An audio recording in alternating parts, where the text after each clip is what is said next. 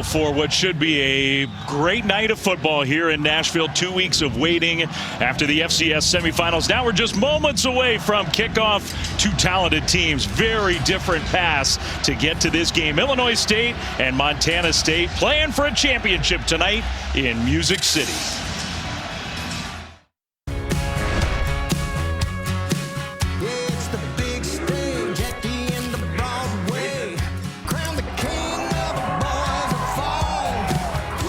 Done yet. So look out, Twang Town, here we come. Time to find out who's number one. Nashville, baby! Better get those plane tickets! Ain't no rest till we get to the best of the FCS. How about the best? Best on best Roll Tide! of the FCS.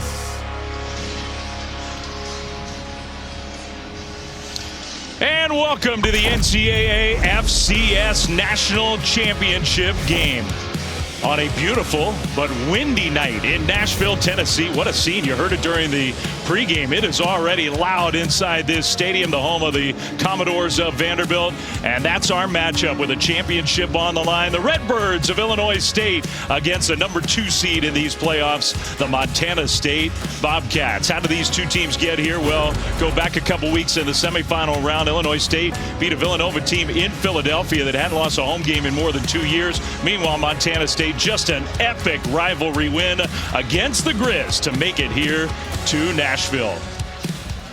And hi, everybody. Dave Fleming, Brock Osweiler, Stormy Bonatoni is with us as well. We love being here for this game. A cool scene. The fans have enjoyed the whole weekend in Nashville, and now we're ready for a ball game. A championship will be crowned tonight, and a really fascinating matchup. On the one hand, you have Montana State. They have turned into a powerhouse at the FCS level. This is their 3rd title game appearance in the last 5 years, but they haven't won a national title in more than 40 years. Will tonight be the night where they get over the hump? And meanwhile, Illinois State, just an incredible Cinderella-style story. They lost their regular season finale by 30. We're in danger of missing these playoffs. Here they are, 4 road wins later, 60 minutes away from their first ever championship. That's right, Fleming. Without a doubt, it was an improbable and historic playoff run for the Redbirds. None bigger than going on the road, North Dakota State, the number 1 team in the bracket, upsetting them in round 2, and they won 4 consecutive games in the playoffs to get to Nashville tonight. That is an FCS playoff record.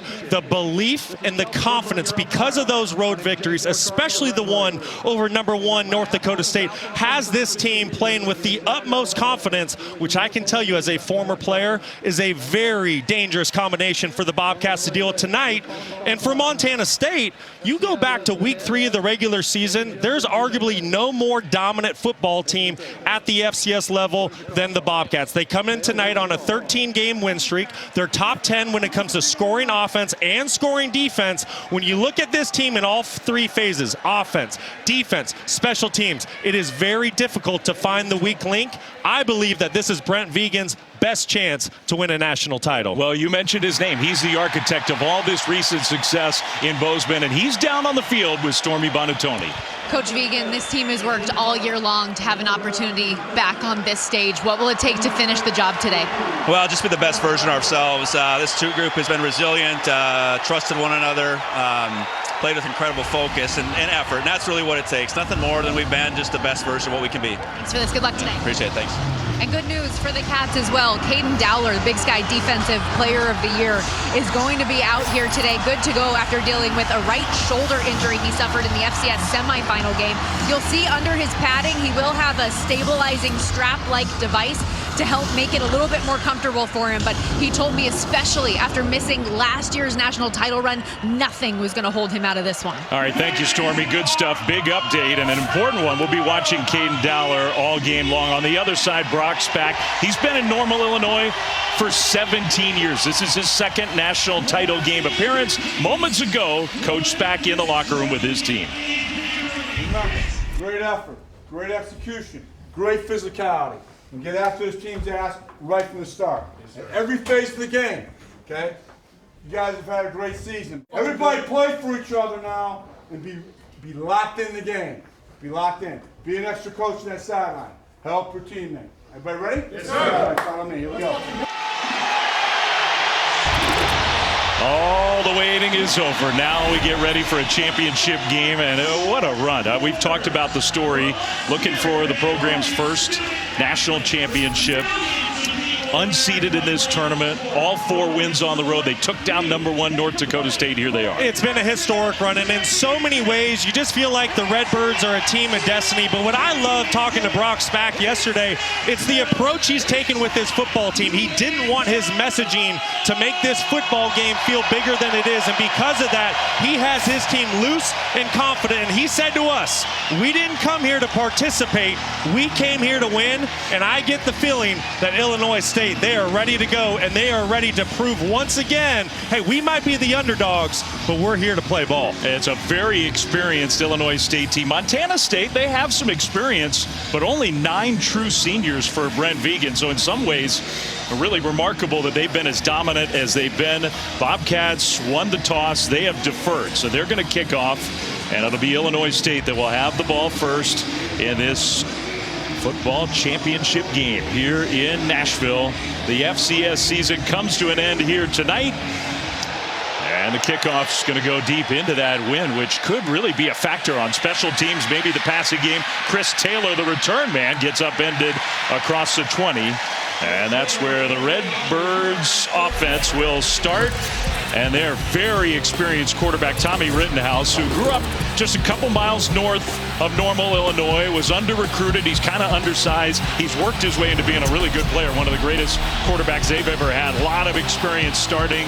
School record 36 passing touchdowns this year, second most in FCS. He's thrown for a bunch of yards. He's been resilient. He is the true leader on the offensive side of the ball. And so here we go from Nashville. The first play of the game, a play fake, and Rittenhouse being pressured. He can scramble. He's got some mobility. The ball came out at the end of that play after he got tackled by Cole Taylor.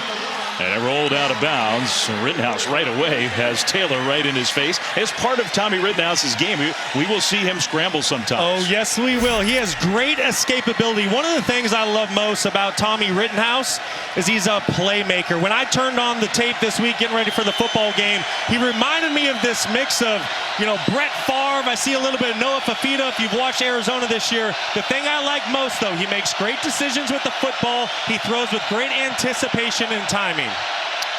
He's got Victor Dawson, who's had a heck of a playoff, so running back alongside him in the backfield. And Dawson will get his first carry in a nice hole on the right side on a first down run outside the 35. That's been a big part of the formula for the Redbirds. It certainly has. And that time, Victor Dawson got some help from Dylan Lord in the slot. Number 4 gets a great block. And that's what really springs Victor Dawson to the second level. He has been absolutely electrifying throughout the playoffs. In his last 3 games, he's gone for over 150 all-purpose yards in all 3 of them. Best game of his career in the semifinal win at Villanova. 11-yard gain there, first down, Illinois State.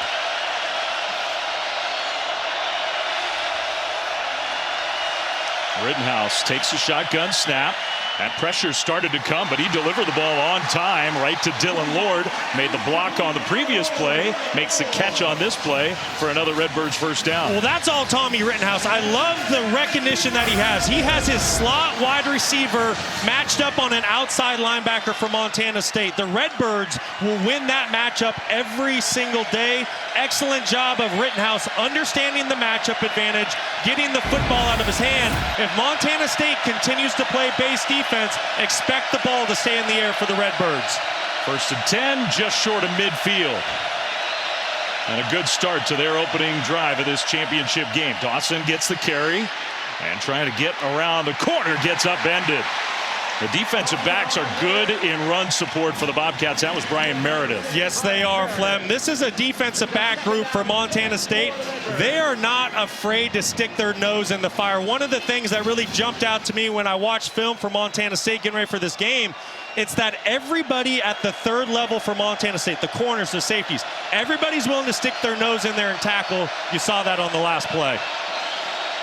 Second and 10.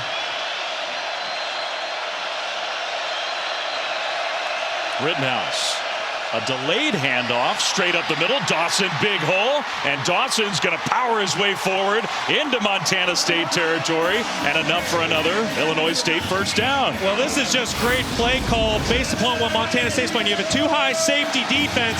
You see both safeties deep. There's only one linebacker in the box. That means there's 5 offensive linemen for the 5 defenders. That is advantage offense. Great job of Tommy Rittenhouse getting his offense into the correct play. Good point by you, because you see that extra offensive lineman right there take out the one linebacker who was in line to make the tackle.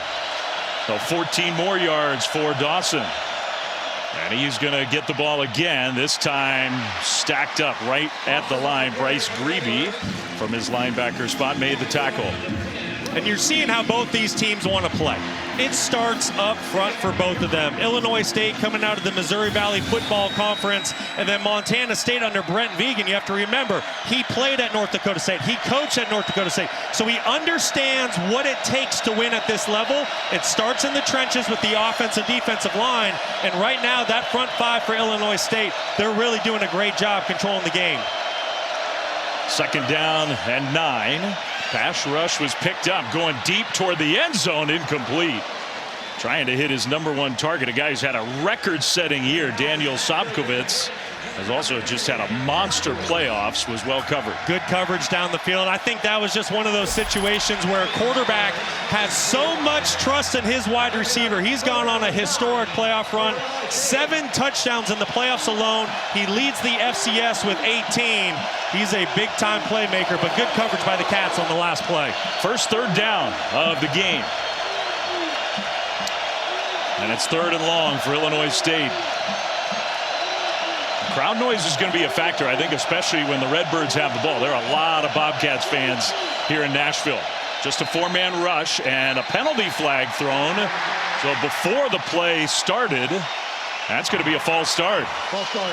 Number 67. Offense. 5-yard penalty.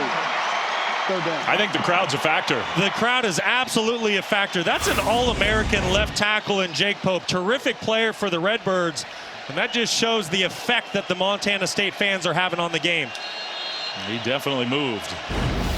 Now, when you start talking 3rd down for Montana State, it all starts up front with number 11, Kenny Iden, the All-American defensive end. But they're going to move him from the edge to inside. Defensive coordinator Sean Howe is going to do his best to hide where he lines up Iden. Playing his final game in a great career. Rittenhouse throws, and that one is incomplete. Well, the Bobcats defense been a little bit on that opening drive, but ultimately they come up with a stop. It's 4th down and long, and the punt team's coming out. And that's really what Montana State, they've done throughout the playoffs. They've given up some yards, but once the opposing teams cross the 50-yard line, they've done a great job of bowing up, getting off the field. I'm a little surprised by that play call by Illinois State. I would have assumed they would have called more of a guaranteed completion to try to give you an opportunity with 4-down territory, but this is an obvious punting situation. Hayden Futch, the punter, and a very good return man, Taco Dowler. That was not a great looking punt. It might work out okay for the Redbirds, though. It'll scoot out of bounds at the 10, so didn't have to be pretty, but it was effective. The Bobcats offense will have it in this national championship game for the first time when we come back to Nashville.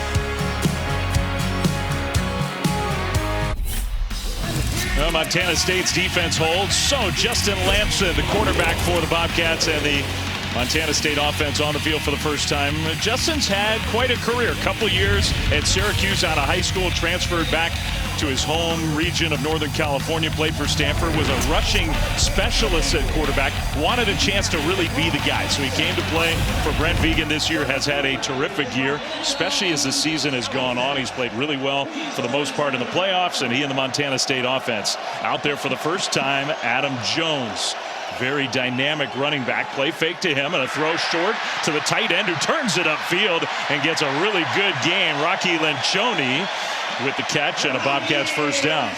I've been really impressed with Justin Lamson as he's gone on this playoff run, specifically in the semifinal game against Montana. I thought his decision-making and accuracy was really on point against the Grizzlies. Coming into this year, prior to his time at Montana State, he was a sub 50% completion guy, certainly not the case this year. I mean, you saw those numbers he delivers here to Taco Dowler, who actually went backwards after making the catch. I think he was close to a first down, ends up probably 3 yards short. His first catch of this title game. Taco Dowler had a moment that he and Montana State fans will remember forever in the semifinal win against the Grizzlies. One of the great all-time plays in the history of Montana State football. Little scramble drill for Justin Lamson, and Taco Dowler, wow, what a play he made in that semifinal. Jones in the backfield. He'll get his first carry. Cuts it up the middle. Jones, who's got great speed, tackled across midfield. That might have saved a huge gain. Patrick Bauer got him on the turf, but a 17, maybe 18-yard run. Well, just an excellent job by the left tackle, Braden Zimmer, left guard, Burke Mastel. Just a couple maulers up front for the Bobcats, opening up a gaping hole for Adam Jones. And what a run he has been on throughout the playoffs. In the regular season, average around 6 yards per carry, but in the playoffs, he's over 8 yards per carry. Might have gotten a little banged up on that carry. Lamson can't get away. Pass rush gets to him. So on first down, Mason Kaplan came through basically unblocked. And a huge loss. Well, Mason Kaplan, the former quarterback, just on a single dog pressure, and nobody for Montana State accounts for him. This has to be an absolute bust up front.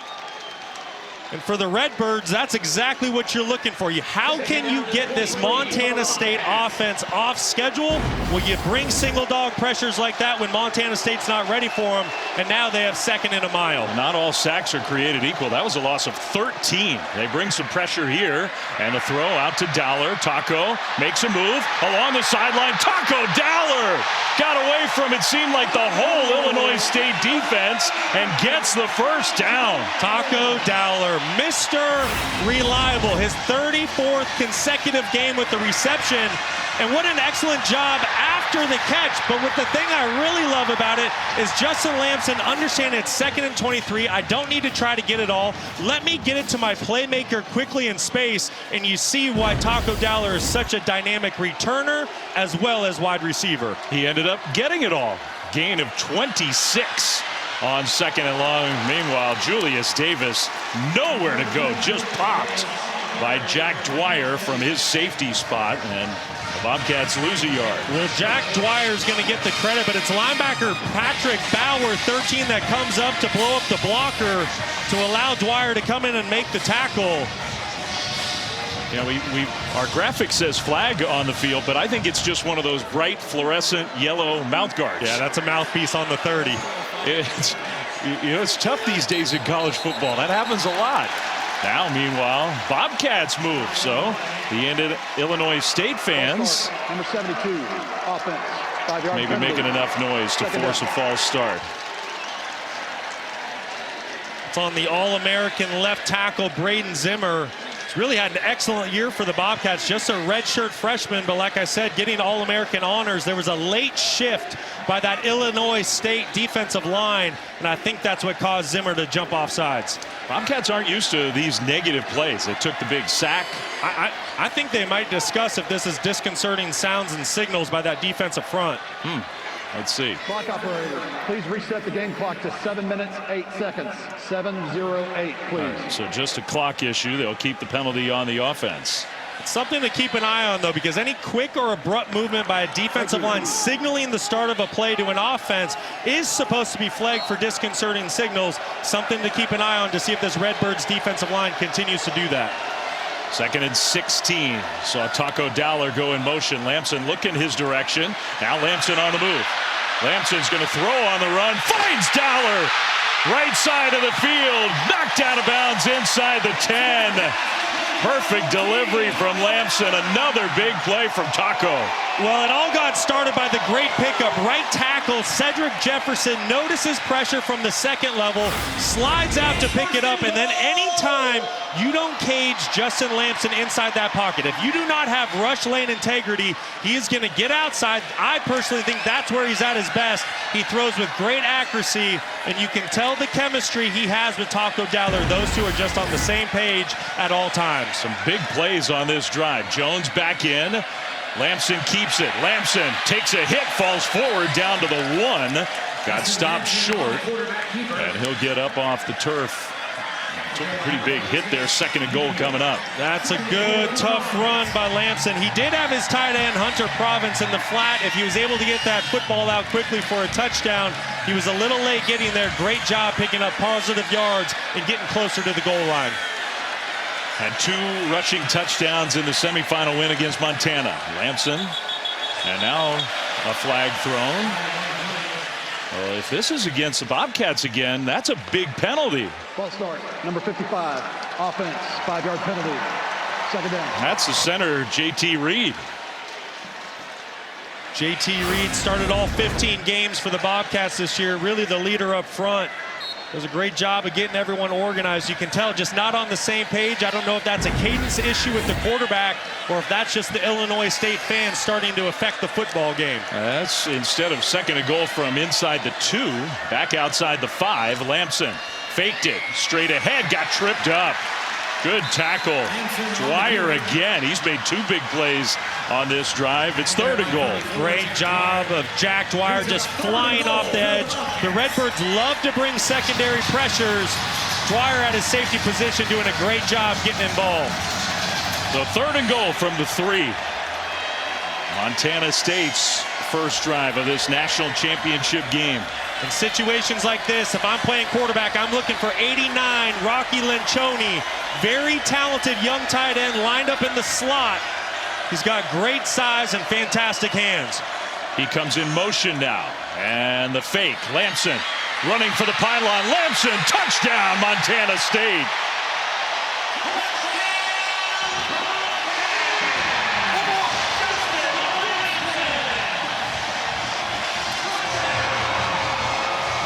What a drive.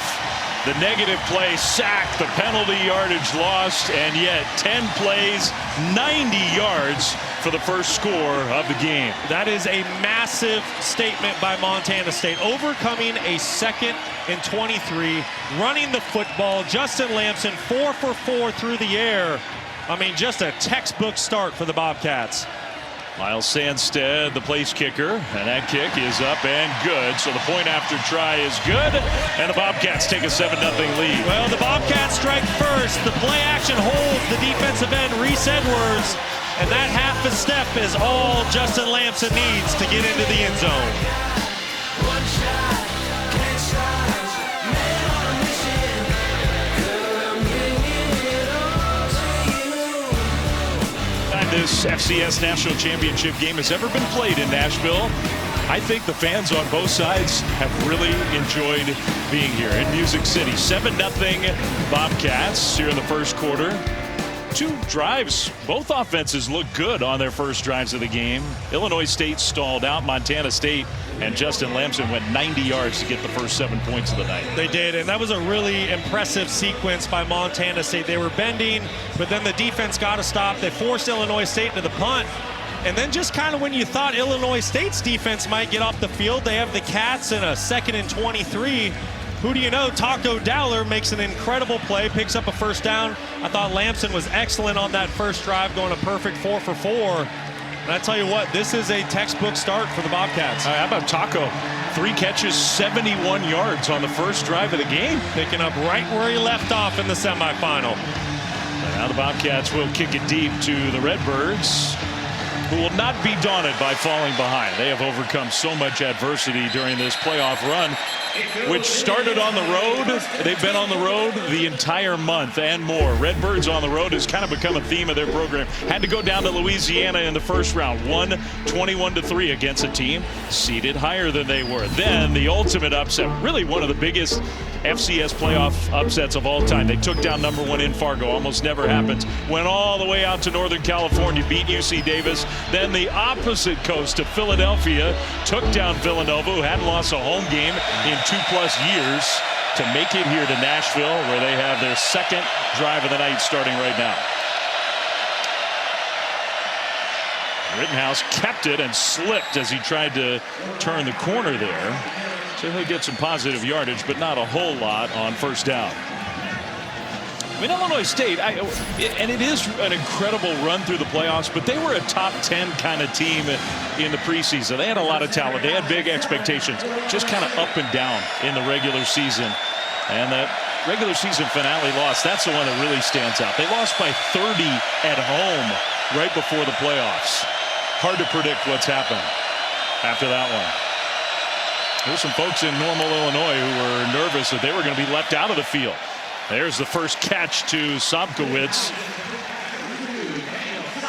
And there's a Redbirds first down. Let's go down to Stormy. And speaking to that end of the regular season, it seemed like talking to players and staff that just nobody did anything right. It felt like that game, but they've had a different mindset on this playoff run, and beating a power like North Dakota State, Tommy Rittenhouse told us, made them feel like they have the potential to beat anybody, and they're not scared of anyone on this run. Oh, it certainly creates a ton of confidence and belief within your team.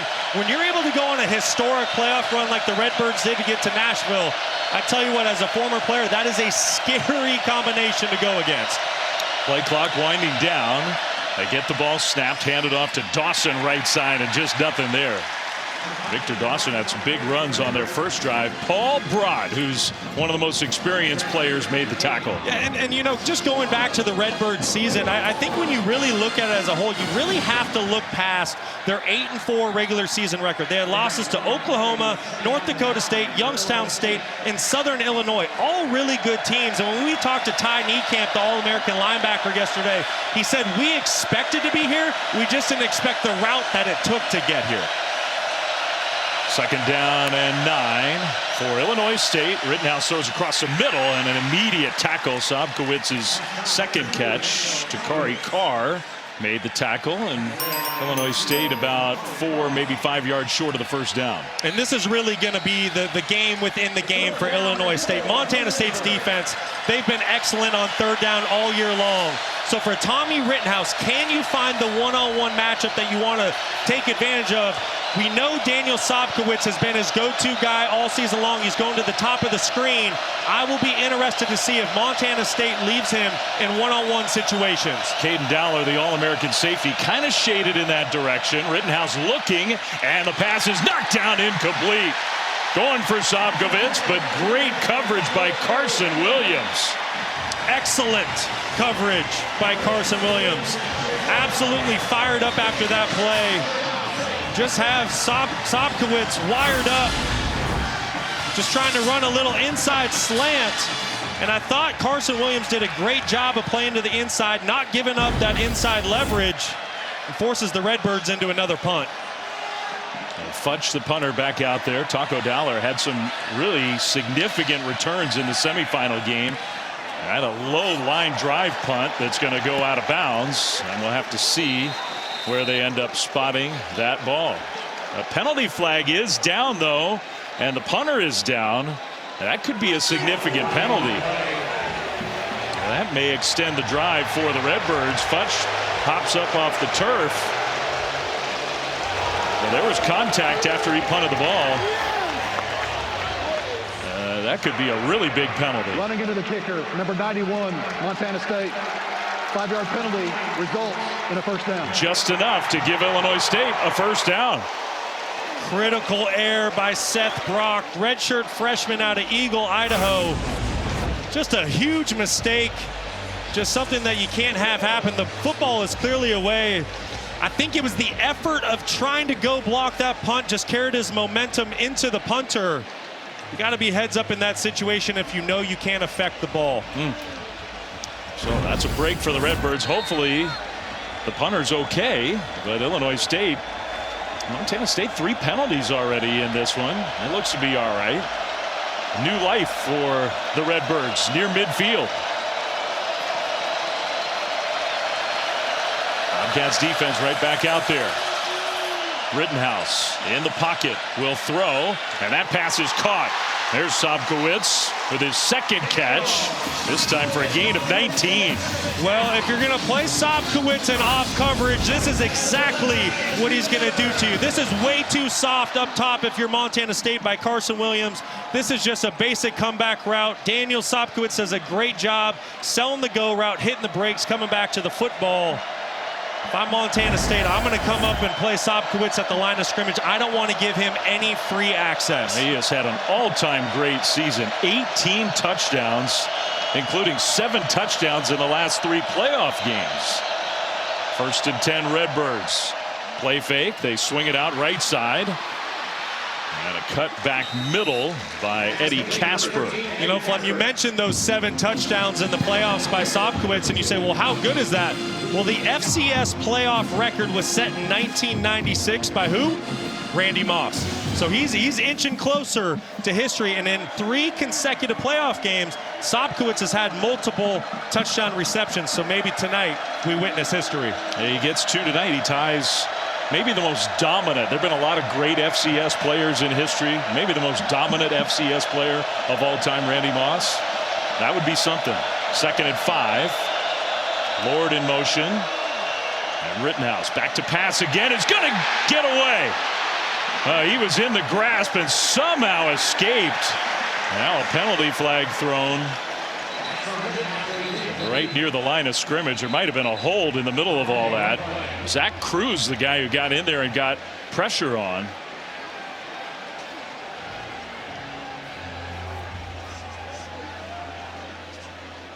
Shades of Lamar Jackson with Tommy Rittenhouse. That looked like a miracle. There was a few of those last night with Lamar Jackson. Indeed there were. Personal foul. Unnecessary roughness, number 67. Offense. Wow. Today, 15 yards from the previous spot. Repeat second down. That's the All-American left tackle.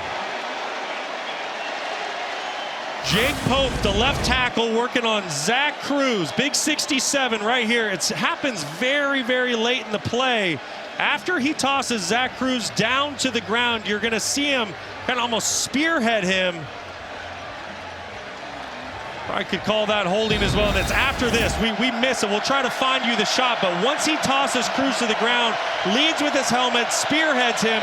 Easy call for the officials. Completely unnecessary by Pope. I think I'm with you. There were 2 penalties. There was a hold, and then there was the personal foul that came after. Play fake, and nice catch and turn upfield by Scotty Presson, one of the tight end sort of hybrid H-back type players, to get some of the penalty yardage back and set up 3rd down. Really good job of Rittenhouse just getting some of that penalty yardage back to make this a 3rd manageable situation. They've had some kicking woes here at Illinois State the last couple weeks. If you can get 5-6 yards here on 3rd down, I expect this to be 4-down territory for the Redbirds. It might be no matter what, because you're right. The kicking game has sort of gone awry. 3rd and 10.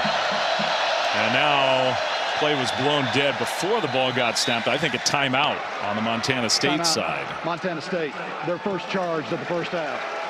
Timeout on the field. The final seconds of the first quarter, and a big play coming up, and Brent Vigen maybe didn't like exactly what he saw, so decides to take the timeout. We'll step aside here in Nashville. 7-0 Montana State. Back right after this.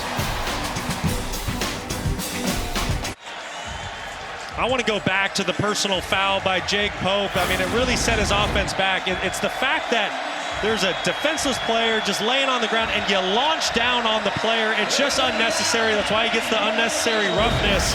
Just a play, I get it. You're heated, you're amped up, big emotions in a national title game, but you got to keep your head about you. So we'll see if Illinois State can overcome that on what could be the final play of the first quarter. Redbirds driving. Down 7-0. Winkers right, who's back healthy for this game in the backfield. Rittenhouse is going to throw down the sideline and caught with a penalty flag. He caught it anyway. Sobkowitz inside the 5-yard line, but he's going to be penalized, I think. They're pointing in Illinois State's direction. Pass interference. Number 2, offense. Penalty was 15 yards from the previous spot. Repeat 3rd down. Wow. Well, and Brock Spack can't believe it, but I think this is a good call by the officials off first glance. Let's go back to the replay. Watch a late shove. I mean, I'll say this. I think it's pretty light, but you can see the hands extended, and you have to think about the official that's right there on the sideline. All he sees is Sobkowitz kind of pushing away with his hands. I think that's a good call.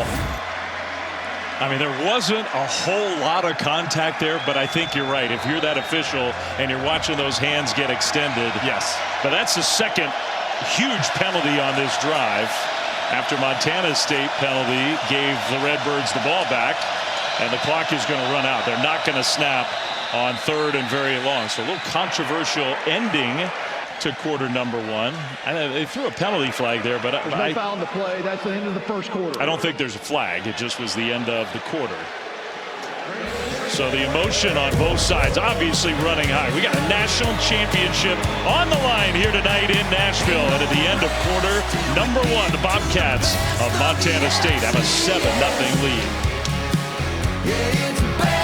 Trailing 7-0 with Illinois State head coach Brock Spack. You were just voicing some frustrations with the officials following the offensive PI call. How do you have cooler heads prevail here and respond? I'm sorry, you can say it one more time. How do you have cooler heads prevail here and respond after the OPI? It's hard because we're getting held too. I get if you're going to let them be physical, but let them be physical. That was a horrible call, but that's just me. They do. Thanks for the time. Stay back. So, in other words, Stormy, the answer was, I don't want cooler heads to prevail. And I understand it, but you and I in the break talked to Matt Austin, our rules expert who's with us tonight, and Matt really felt like it's a textbook offensive pass interference penalty. Anytime you see a wide receiver's arms extend, it's going to be an easy call for the officials. What receivers tend to get away with is if they can keep their hands down by like the waist of a defensive back and kind of hide it a little bit. That was just too obvious. So Sobkowitz and the Illinois State offense now facing 3rd and 25 from back near midfield. First play of the second quarter. Rittenhouse is going to dump it down, a little screen set up, and a good open field tackle there. Well short of the first down. 4th down coming up. Kenny Iden, the senior, playing his final game with the Bobcats. Presumably Redbirds punt team will come back on the field. Boy, and what a tear Kenny Iden's been on. In his last 7 games, he's recorded 7 sacks. He's a player that seems like once that calendar turns to November 1st, he just gets better and better, and he's been Mr. Playoffs for the Bobcats the last couple years. And we asked him how does he do it, and the clear answer was he's just better prepared, better conditioned. Everybody else is getting worn down. Kenny Iden is not worn down. Punt bounces into the end zone. Almost perfect coverage there. Instead, it'll be a touchback. So Montana State here in the second quarter will have the ball just for the second time in this game. The first drive was all Taco. Yeah, off to a hot start for Taco Dowler. Justin Lamson, you know he's going to find him early and often. Taco Dowler, somebody who holds playoff records for catches, yards, and touchdowns for Montana State. Somebody you want to get the football to early and often. This one's on the scramble drill. Great job by right tackle Cedric Jefferson picking up the pressure. And then anytime Lamson gets outside the pocket, he is most dangerous. And I just think Taco Dowler, Justin Lamson, they've had so many reps together this year. They're on the same page. Anytime he can get outside the pocket, those two are dangerous. Man, we have another one of these penalties where the Illinois State line is shifting and the Bobcats Number 86, offense, 5-yard penalty. jumping offside. Is that the 3rd time we've already had a play like that in this game? It is, and you know what? In some regards, you do need to give credit to both fan bases. They're here, they're making noise. There's great energy in the stadium, but I also just think it's players amped up. It's the national championship, and they have to find a way to settle into this football game. So 1st and 15, play fake to Julius Davis. Lamson throws across the middle, and the catch and run outside the 40. A big hit at the end of the play. The ball came out, a penalty flag thrown. Maybe on the hit. Chris Long with the catch and run. And the Bobcats are pointing helmet-like. I think Titan Fleischman turned into an official and said that's targeting. And it may well be. The ball did come out at the end of the play. So there's a lot to sort through here. Everybody's pointing in opposite directions. Well, Shavion Brown is a guy who put the hit on. Chris Long. Personal foul, targeting, number 4, defense. The previous play will be under further video review. Redbird fans, that is a cumulative thing. They're unhappy with some of the penalty flags. They'll review this one for targeting. Well, it's a beautiful throw and catch, and then you're going to see on the right side of your screen, LaShavion Brown coming in, and I think this is a textbook clear-cut targeting foul. You see him lowering his helmet and how he delivers the forcible contact with the crown, the very top of the helmet. That makes it an automatic targeting call. And unfortunately, Brown's going to leave the football game. Matt Austin with us tonight. Matt, do you agree? Oh, I agree 100% with Brock. He lowers his head. He's attacking with force, makes contact with the crown of the helmet. Again, textbook targeting. Checks all the boxes. And what a blow that's going to be for Illinois State. Brown has had an excellent playoff run.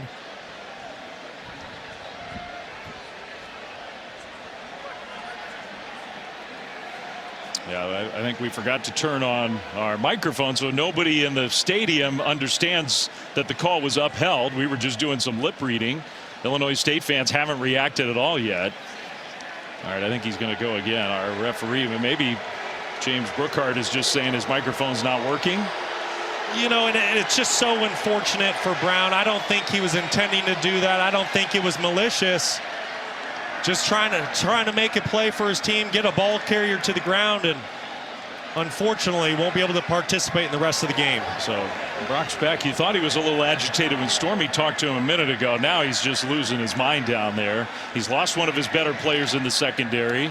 It's a completion, and then the penalty deep into Redbirds territory, deeper at least inside the 40. It turns into overall catch, run, penalty, a 48-yard play. Davis handoff on first down, and just not a lot of room. That defensive line for Illinois State so far holding up pretty well. Yes, they are. The big fellas up front, Lorenzo, Anderson, Steffen, doing a great job at the point of attack. I think it's going to be pretty tough sledding to run between the tackles inside tonight for Montana State. It's a gain of 2, close to 3. Big Jake Anderson, who had one of the plays of this playoff run in the incredible come-from-behind win in Fargo against North Dakota State. Taco Dowler in motion. Justin Lamson in the pocket. Now rolling right, looking downfield, is going to run. Broke one tackle and does not go into a slide.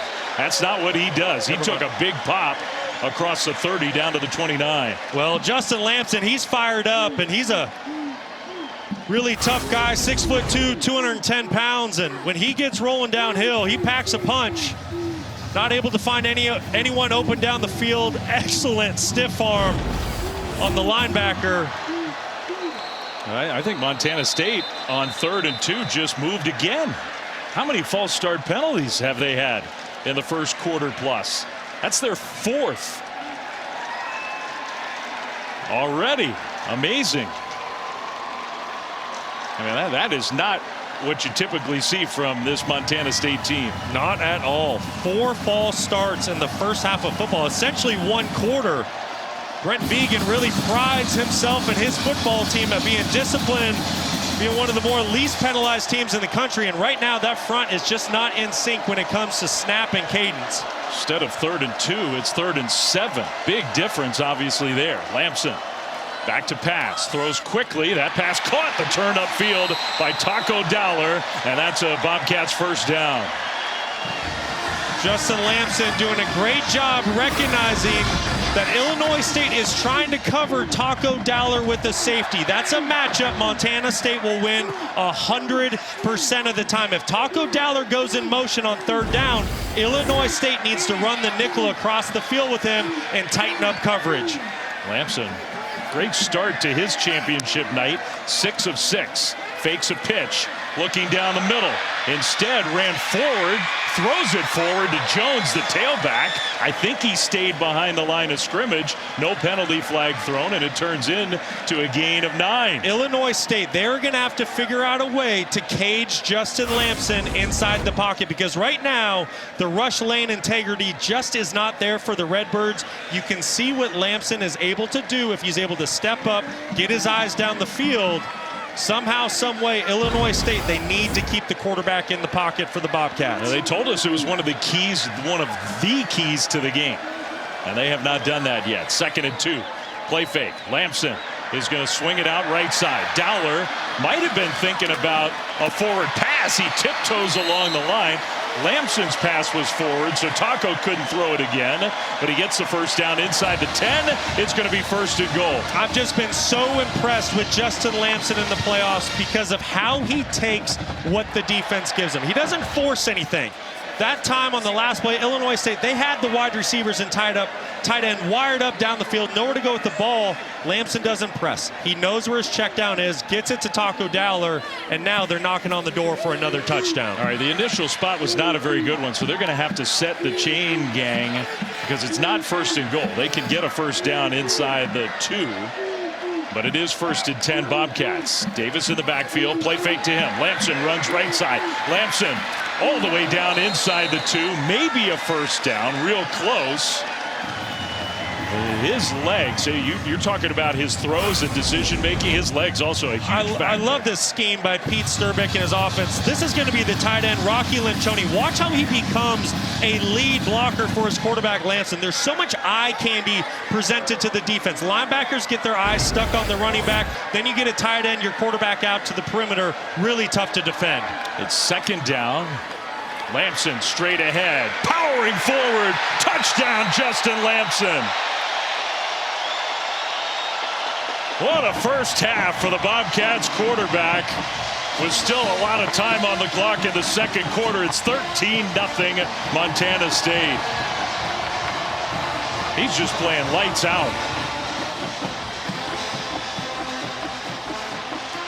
2 drives, 190 yards for a touchdown. This one 80 yards, and both ending with Justin Lamson running it into the end zone. Extra point is up and good. It's 14-0 Montana State. Well, Justin Lamson putting his brute strength on full display, meeting defensive lineman Garrett Steffen in the hole, but he would not be denied. It's been all Bobcats in Nashville tonight.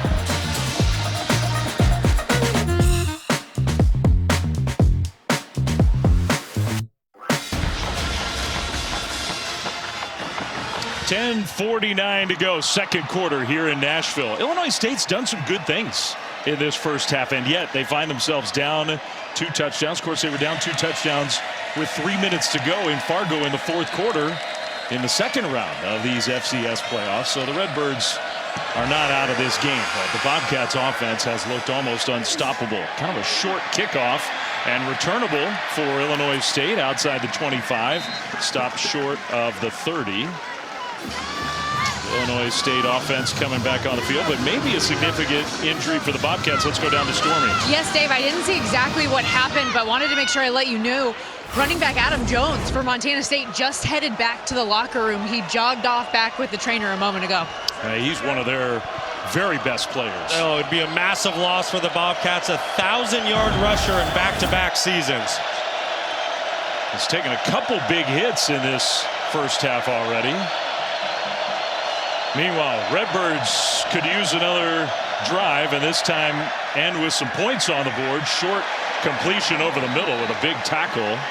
And a gain of maybe 3 on first down. I thought it was great when we talked with quarterback Tommy Rittenhouse yesterday at the hotel. He said, we are a team that is comfortable being uncomfortable. So you're down 14 here, and you just mentioned it, Flem. They were down 14 2 different times on the road earlier in the playoffs against North Dakota State. So this is a place that the Redbirds have been. However, I don't think you want to go down 3 scores to Montana State. This is a very critical drive.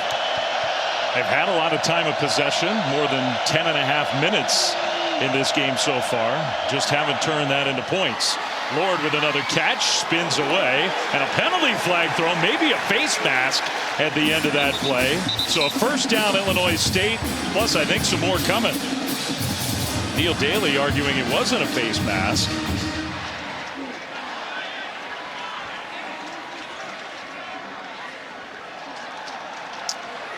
All right, it's very difficult with the referee microphone not working. There is no foul, and Brock, I don't think he actually grabbed the face mask.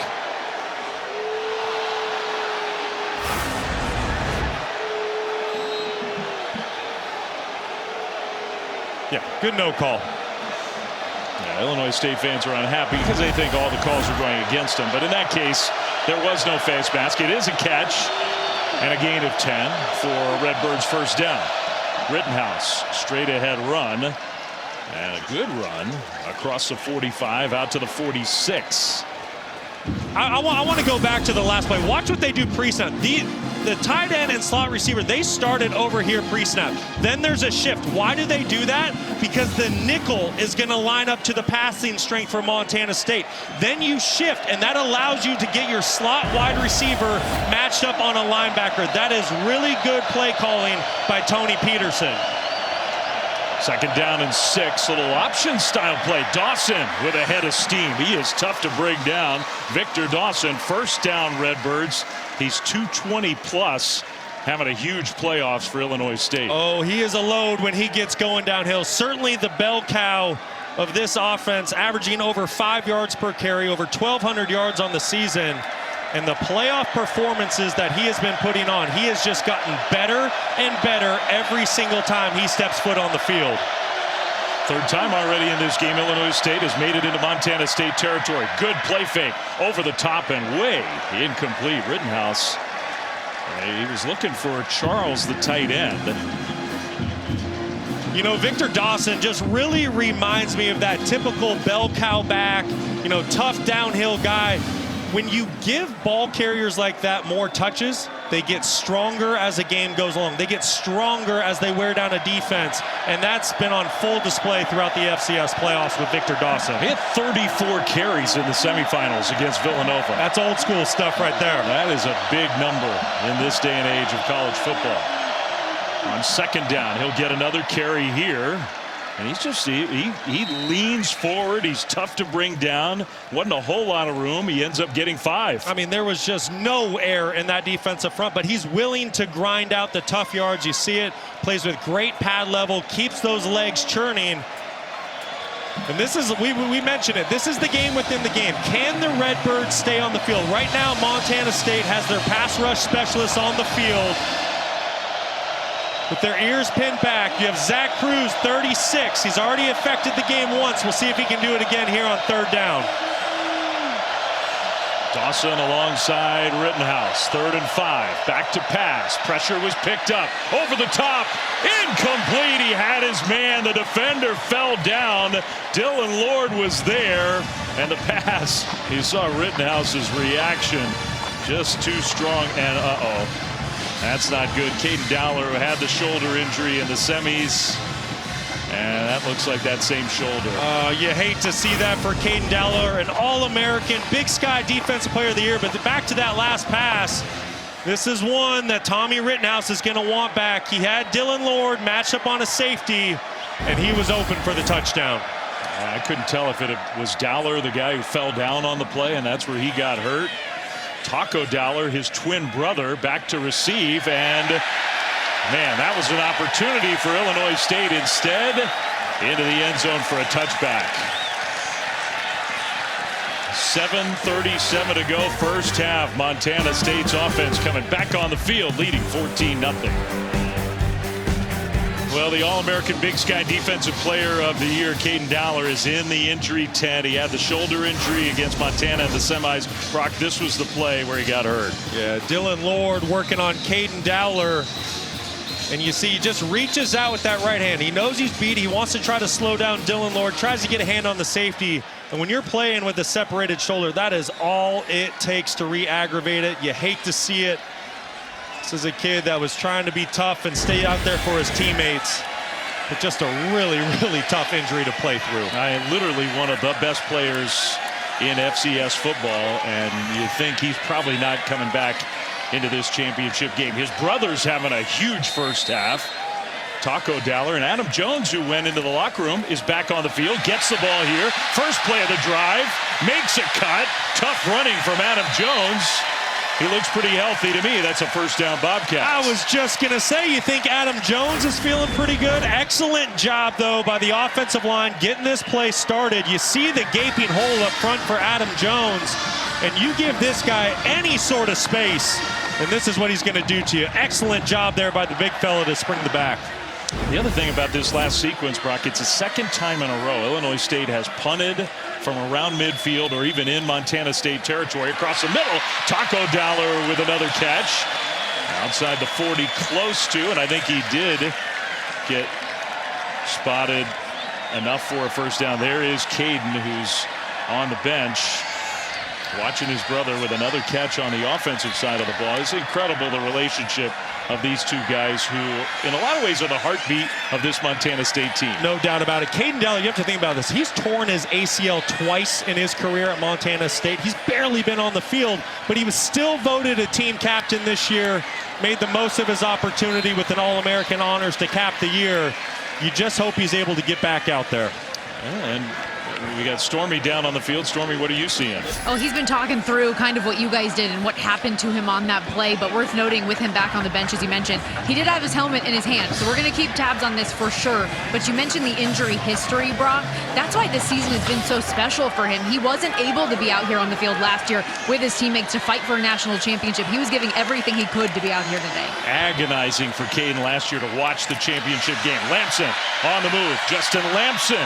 Man, powerful quarterback running across midfield. Stopped a little bit short of the first down after his first incompletion of the game the play prior. So I've been saying it, you have to have rush lane integrity. Keep an eye how the Redbirds just lose their gap discipline here. You're going to see number 8 Lorenzo jump right out of that gap, and that invites Justin Lampson to scramble forward. If you're a defensive tackle, you need to build a wall. Defensive end, push to quarterback level, and then squeeze the pocket. Wow, a busted play. The ball got snapped and nobody was ready for it on 3rd down and 1, and Ty Niekamp, the All-American linebacker, shot through there and made the tackle for loss. I mean, that's not a false start penalty, but in essence, it's the same kind of problems that the Bobcats are having. Well, the Bobcats are trying to do a quick snap. This is Niekamp, 46, that makes the tackle. But watch the quarterback. He's looking to the sideline, trying to get that Redbirds defense to just kind of take a breath. Hey, quarterback's doing a check with me. Tries to do a quick snap, catch them by surprise. But the center, JT Reed, was not ready. And a good play by Niekamp, the first punt of the game for Montana State. Fair catch at the 20. So a lot of things happening on both sides. We'll step aside. 14-0 Bobcats. Well, this FCS national championship game, in the history of the FCS, some of the greatest players who've ever played the game. Richard Dent, Charles Haley, Jerry Rice, the greatest, most dominant wide receiver of all time. Aeneas Williams, Michael Strahan, Kurt Warner, all FCS players, all went on to be Pro Football Hall of Famers. Terrell Owens, Randy Moss, Jaron Allen at Idaho State, the great Walter Payton, maybe the greatest of them all. The Heisman of the FCS, named after Sweetness, who starred at Jackson State back in the early 70s. Illinois State back on the field, and Lord with the catch from Rittenhouse, and a gain with a penalty flag thrown across the 35-yard line.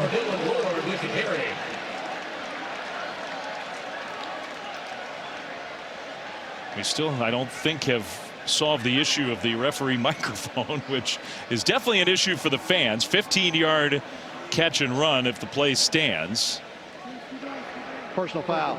Unnecessary roughness. Number 34, defense. Penalty is 15 yards from the end of the play, and includes an automatic first down. And we got the microphone working as well. Cole Taylor, the linebacker, penalized. Yeah, and just something you can't do if you're Cole Taylor. We're going to show you. Hits Rittenhouse a bit late, right in the back. Just completely unnecessary. Got to be smarter in situations like that. Well, Illinois State's defense got to stop. Got the offense back on the field, and right away to midfield, trying to get back in this game. Down 2 touchdowns. Rittenhouse in the pocket, throws middle, and the pass caught. Lord almost used the official as a screen inside the 40. Another 13-yard gain for a first down. You know, it's been a little bit sloppy when it comes to penalties for both of these teams. Two programs that really pride themselves being disciplined. Excellent job, though, on this last play of Rittenhouse, recognizing the box being vacated by the linebackers and just taking the shallow cross to Lord right in front of his face. Now, by the way, we heard Stormy say Caden Dowler had his helmet. He's back on the field. Amazing.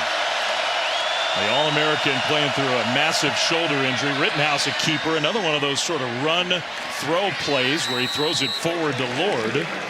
Tatum Gray, the safety, makes the tackle, gain of 4. Yeah, it's like an extended version of the speed option. Obviously, Rittenhouse can put his foot in the ground, get upfield, and rush the football, or he can sling it out to a slot wide receiver. It really puts a nickelback in conflict. Hey, do I want to come up and make a tackle on the quarterback? Well, if I do that as the quarterback, you're just going to throw the football behind my ear.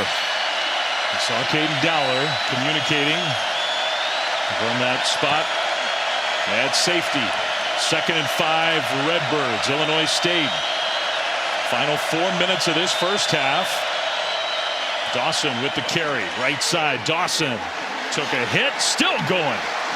And inside the 25-yard line, first down and more. Really good block by Logan Brassfield.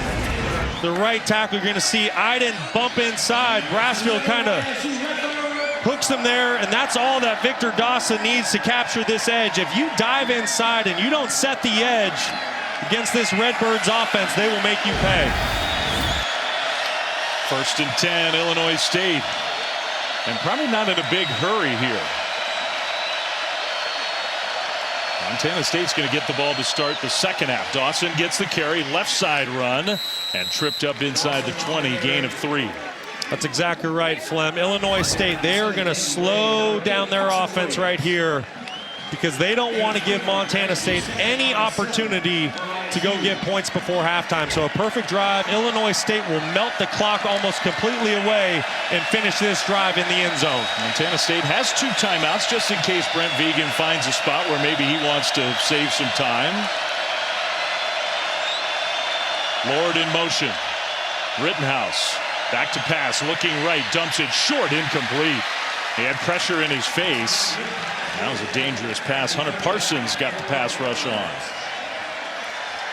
So that sets up 3rd and 7. Clock stops with 2:16. Lampson's getting the offense revved up on the sideline, hoping to get a chance here before the end of the half. And these are moments for Montana State that Kenny Iden has always taken over in the past. Number 11. Lined up at the defensive tackle position. Even though he's at end, there are 4 defensive ends on the field right now for Montana State. 3rd and 7. Pass rush was picked up. Dawson with the catch and tackled. We'll see where they spot him at about the 15. I think he's 2 yards short. So this will be a decision for Brock Spack, the head coach of the Redbirds. I don't see the field goal unit coming out there. They're going for it. And they do have some extra time because that play takes us to the 2-minute timeout. A very important sequence coming up here at the end of the first half with a national championship on the line tonight in Nashville. Bobcats in the title game for the 3rd time in 5 years, leading 14-0.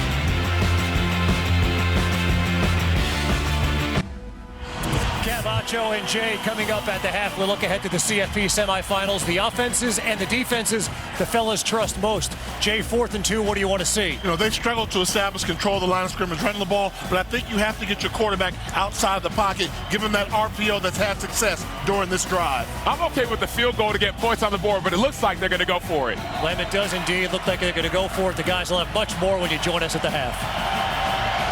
You guys have a pretty good view of this huge play coming up. 2 minutes to go, first half. And the Redbirds going for it on 4th and 2. Rittenhouse all alone in the backfield is going to throw, and the pass is caught by Lord. First down inside the 10. It'll be 1st and goal, Illinois State. That is a really good play design by Tony Peterson, and Dylan Lord does an excellent job throttling down in the zone hole. Keep an eye on the left side of your screen, number 4. He senses the zone defense by the Bobcats, settles down into that zone hole, gets friendly for his quarterback.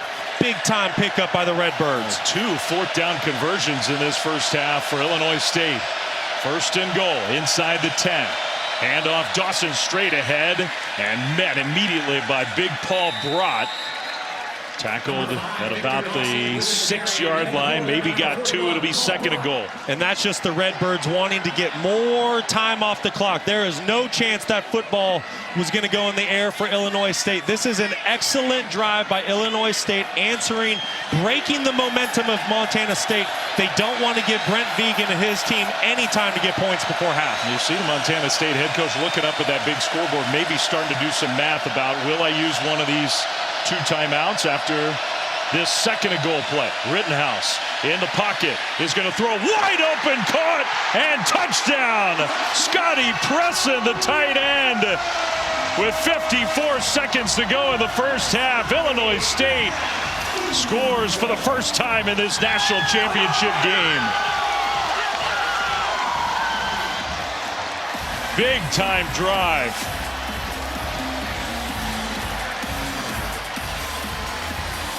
Went for it on 4th down, converted a couple plays later, and leave only 54 seconds on the clock.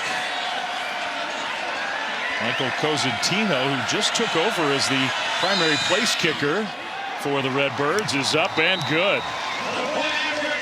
Well, the gutsy call by Brock Spack pays off for the Redbirds. Seems like a little bit of confusion by Montana State. Scotty Presson working left to right across your screen, ends up wide open. Part of Montana State's defense was playing man coverage. You had linebackers in zone coverage. Nobody tracked Presson as he worked across the field on the shallow cross. Great job by Tommy Rittenhouse to find his tight end. Presson, the guy who had one of the most memorable plays in Illinois State history when he caught the 2-point conversion in Fargo to win the game against North Dakota State. A record-setting season for Tommy Rittenhouse, the 5th-year senior. Underestimated his whole career, under-recruited out of high school. He's not big enough. His arm isn't strong enough. 3,300 plus passing yards, an all-time single-season record for the Redbirds. And not only that, he set a record for touchdown passes in a season. Coming in tonight, 36, new school record. I tell you what, he might not have the measurables. 5'11", 195 pounds. Flem, you mentioned it. He was under-recruited, overlooked.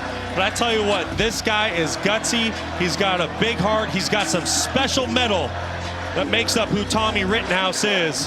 And that was a big-time answer by the Redbirds. Kickoff is going to go into the end zone for a touchback. Well, college football playoff semifinals on ESPN. ESPN Deportes, the ESPN app. Thursday, you got Miami and Ole Miss in the Verbo Fiesta Bowl. Friday, Oregon and the #1 seed, Indiana, 7:30 Eastern. Coverage of both games kicks off at that time, 4:30 Pacific. Spots in the national championship game, FBS style. On the line, that national championship game, of course, Monday, January 19. So down to 4 FBS, down to 2 FCS with 54 seconds to go in the first half. And Bobcats offense, I would imagine they're going to be aggressive here. Lamson in the pocket, throws short. Pass caught. And over the middle now, cutting it to the right side across the 45, Jabez Woods. With a nice run after the catch, he ends up getting 20. The clock will stop to reset the chains. Excellent start to the drive for the Bobcats. If they can just get down inside the 35-yard line, they will have a chance at a field goal with Sandstead. They have the 2 timeouts. Lamson throws. That one's caught. Threaded that one in there. Chris Long with the catch.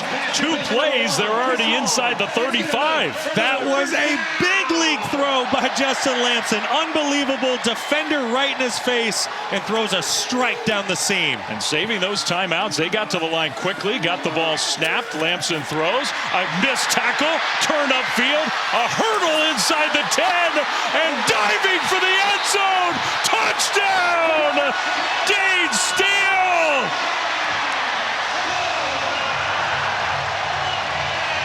He didn't go down!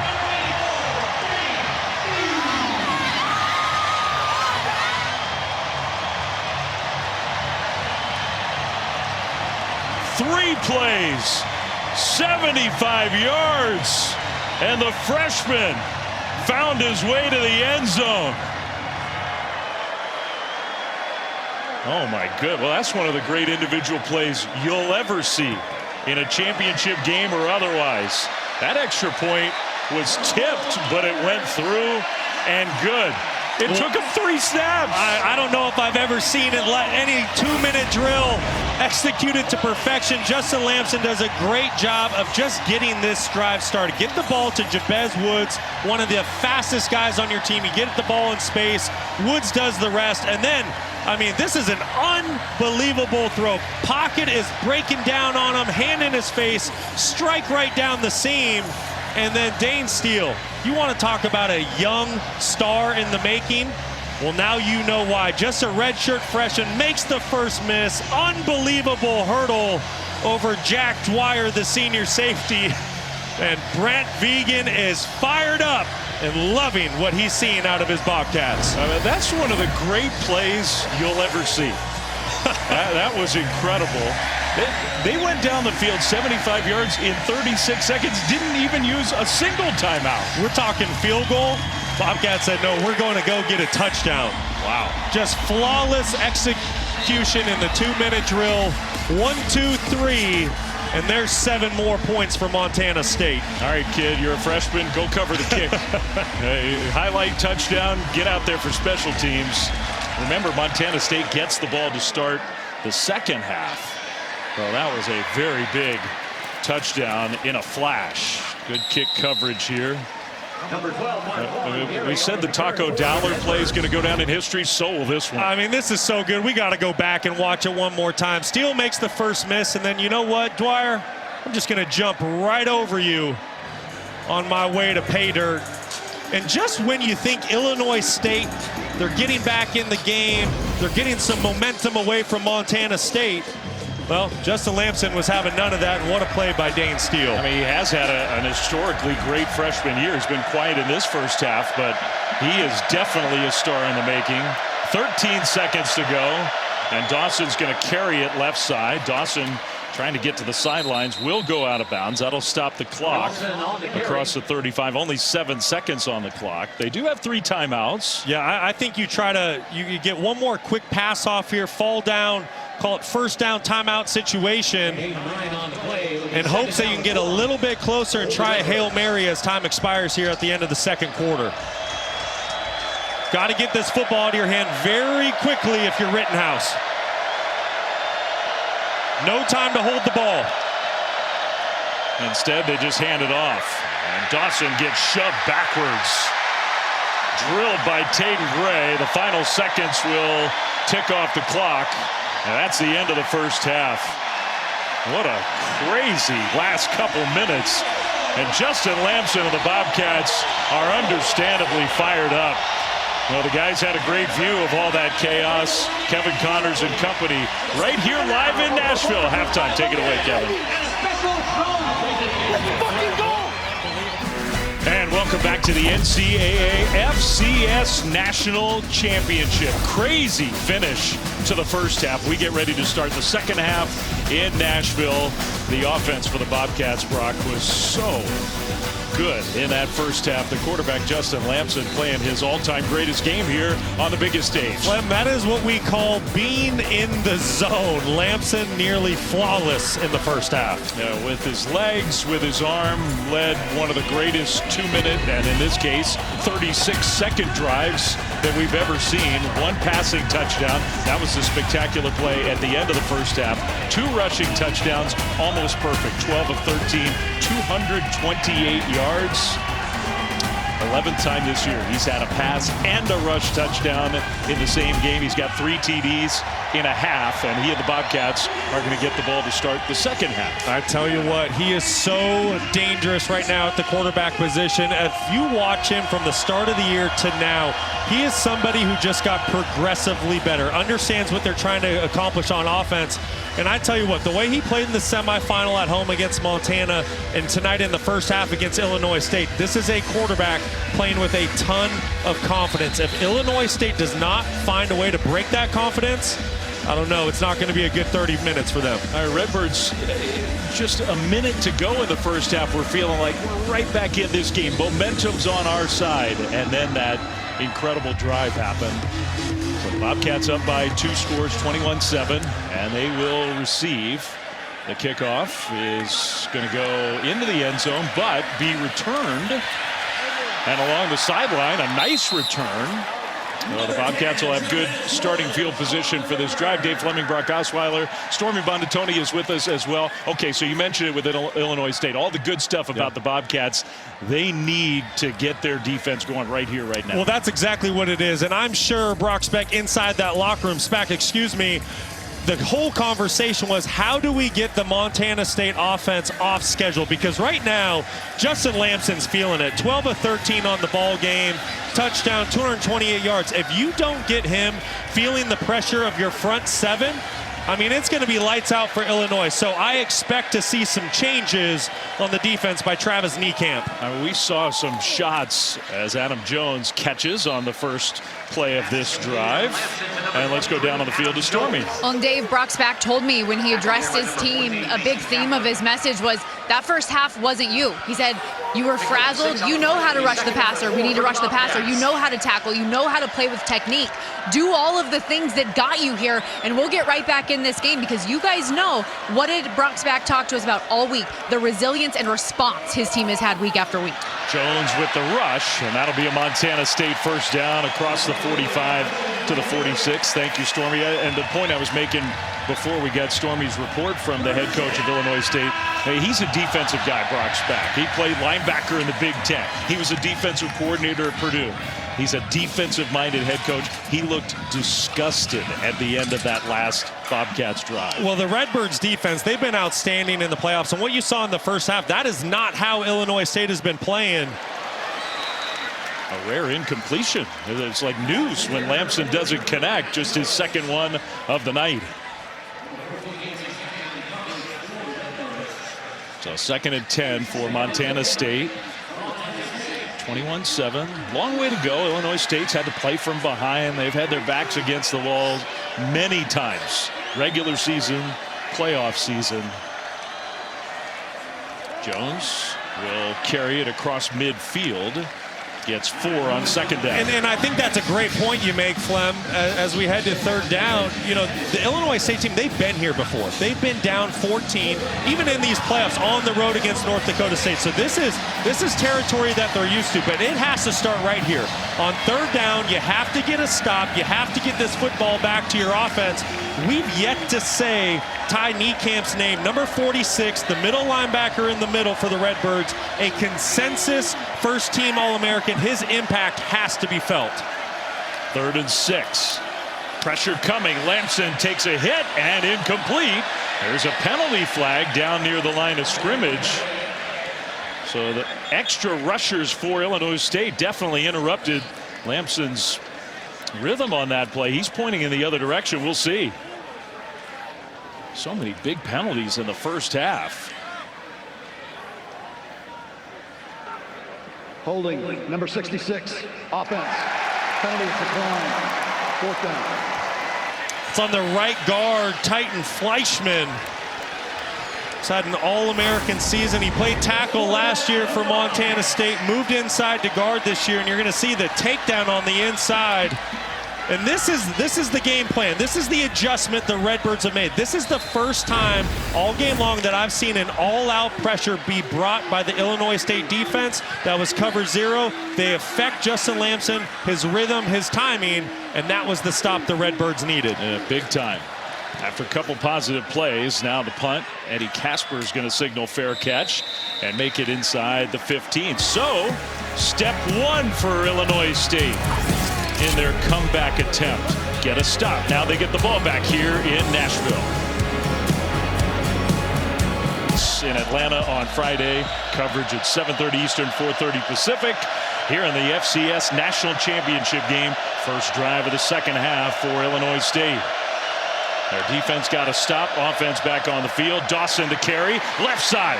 Big gain across the 25. Still going outside the 35.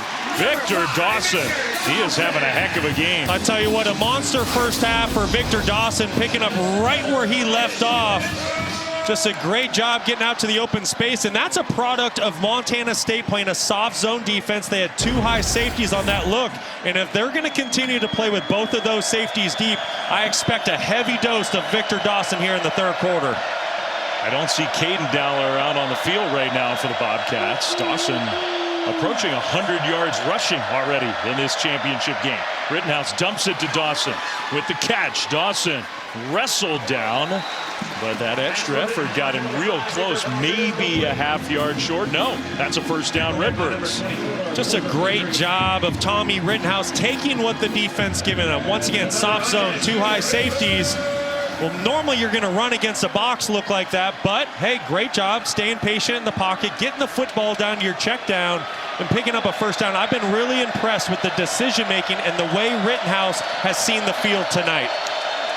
Dawson off the field, Winkers right in the backfield with Rittenhouse. Play fake to him. Rittenhouse rolling right, still rolling, and throws it right at the feet of his receiver, Dylan Lord.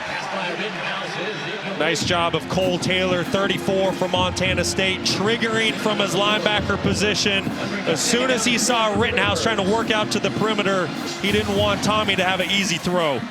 I think Cole Taylor is sort of emblematic of this Montana State team. Never played a lick of defense in high school. Wasn't allowed to make never made a tackle before coming to Montana State. A quarterback.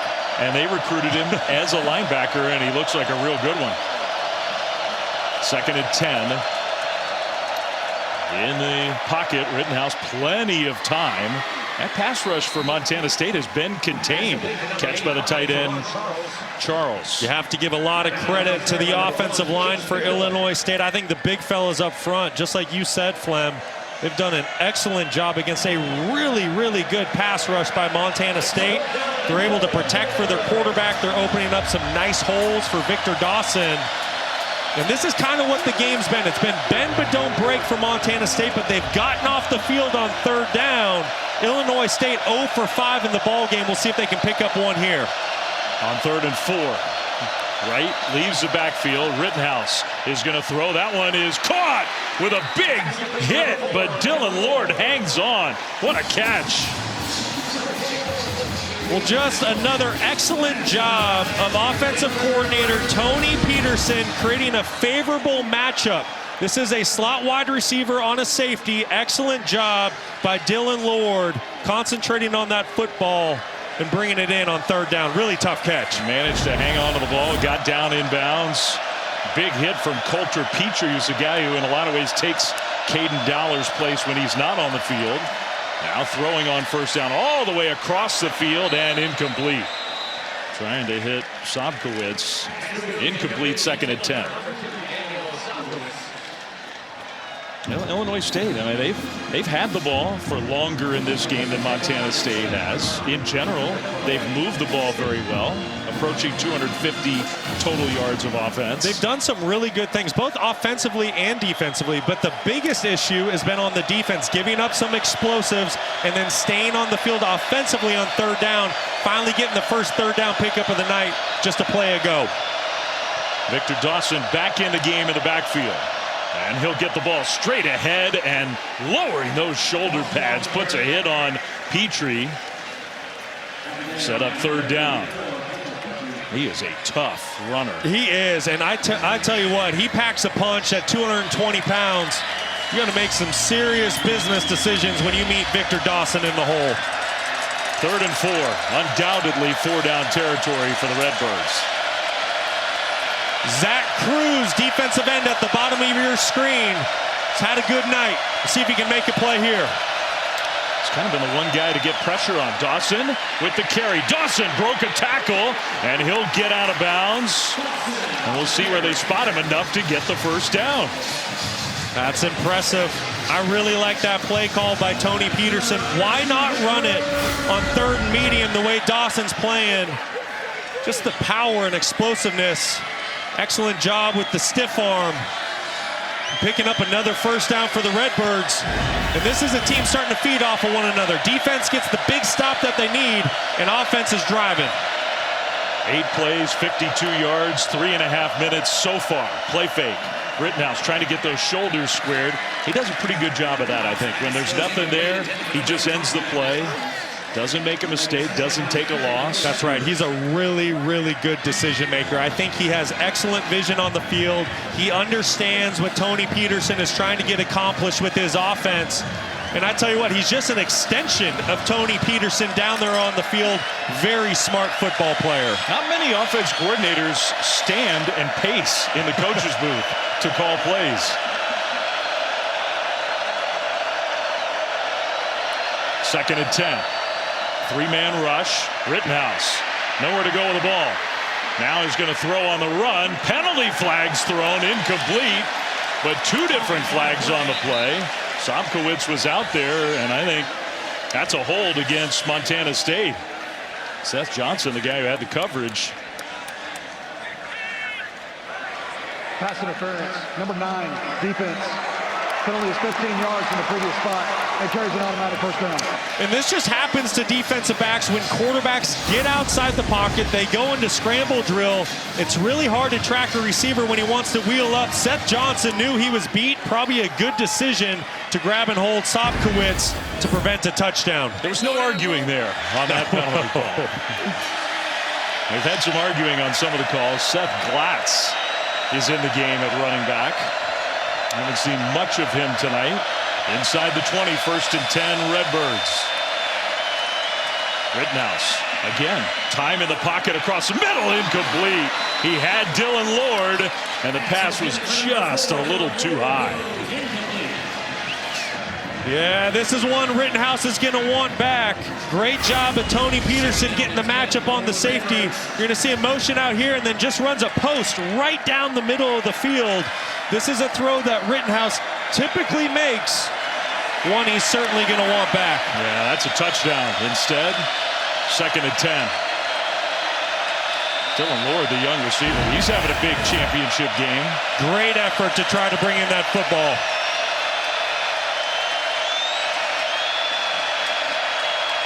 Rittenhouse, hands off, and a spin move, but just nothing there. Glatz tackled immediately. Xavier Aarons, the freshman linebacker, has been banged up, playing tonight. Finally, he's gotten healthy again, made the tackle. Yeah, he's made some really nice plays tonight, and I was impressed right there, just diagnosing the play very quickly, triggering on the back. This is a Montana State linebacking core that's nicked up. A lot of bodies rotating through right now. 3rd and 9. They've converted twice on 3rd down on this drive.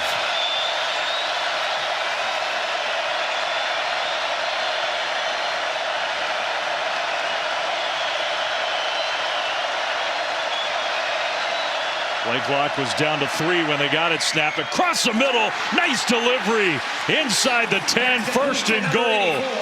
Luke Maylander, who has not really been involved with a 13-yard catch. That was a beautiful route by Luke Maylander.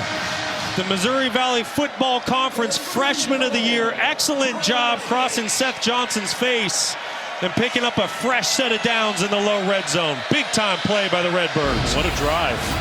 Now the hammer back out there, Victor Dawson, although at least as of right now sort of spread out as a wideout. Rittenhouse looking to throw on 1st and goal. Now scrambling. Rittenhouse is going to dive and not get there. Out of bounds. He got a couple positive yards, maybe even 3. Rittenhouse wanted to get the football to his tight end, Scotty Presson. Presson had a step, but he slipped coming out of his break. I tell you what, Flem, I've been really impressed with this Illinois State offensive line. Just on 3rd down a couple plays ago, I circled Kenny Iden, the All-American defensive end, and we've yet to call his name. This offensive front, they've done a great job protecting Rittenhouse. 2nd and goal. 14th play of the drive. Rittenhouse, designed quarterback run, takes a pop and goes down. Got stopped about a yard short. Cole Taylor with some help from the safety Petrie in on the tackle. Big time collision down there on the goal line. Tommy Rittenhouse against the former quarterback turned linebacker, Cole Taylor. Ooh, and he's hurting. You can see Rittenhouse sort of shaking out that right arm. 4 down territory for the Redbirds. Don't be surprised if they go with a hard play action here and try to pop the ball to a tight end. Rittenhouse, play fake, throws, and it's incomplete. Flags thrown though. Sobkowitz, the intended target, and Seth Johnson again. is going to be penalized for the second time on this drive.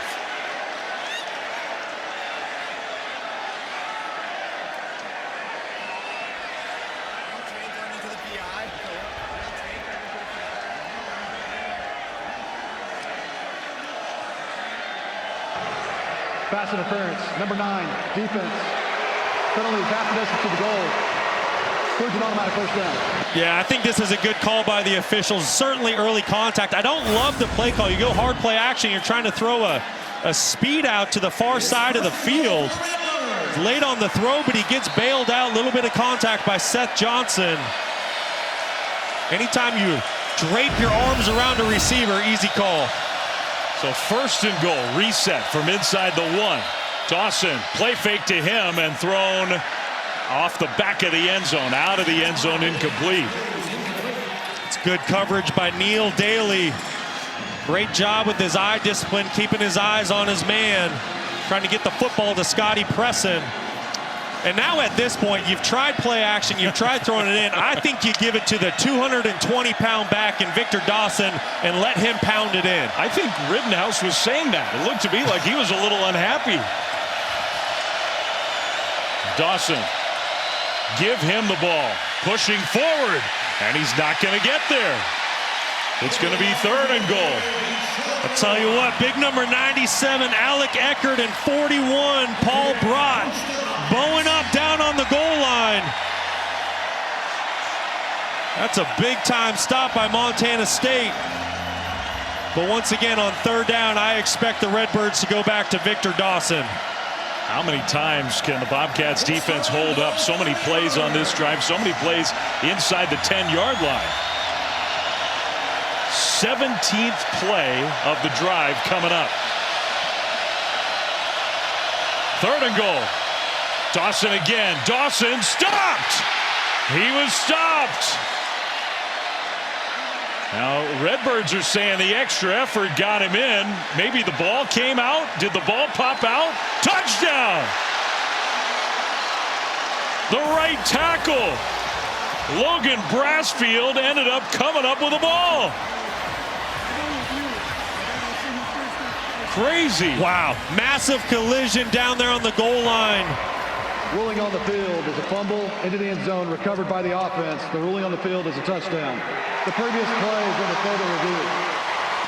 Well, the strong safety 24, Coulter Petrie, who's playing for the injured Caden Dowler, comes up. Big-time collision with Dawson.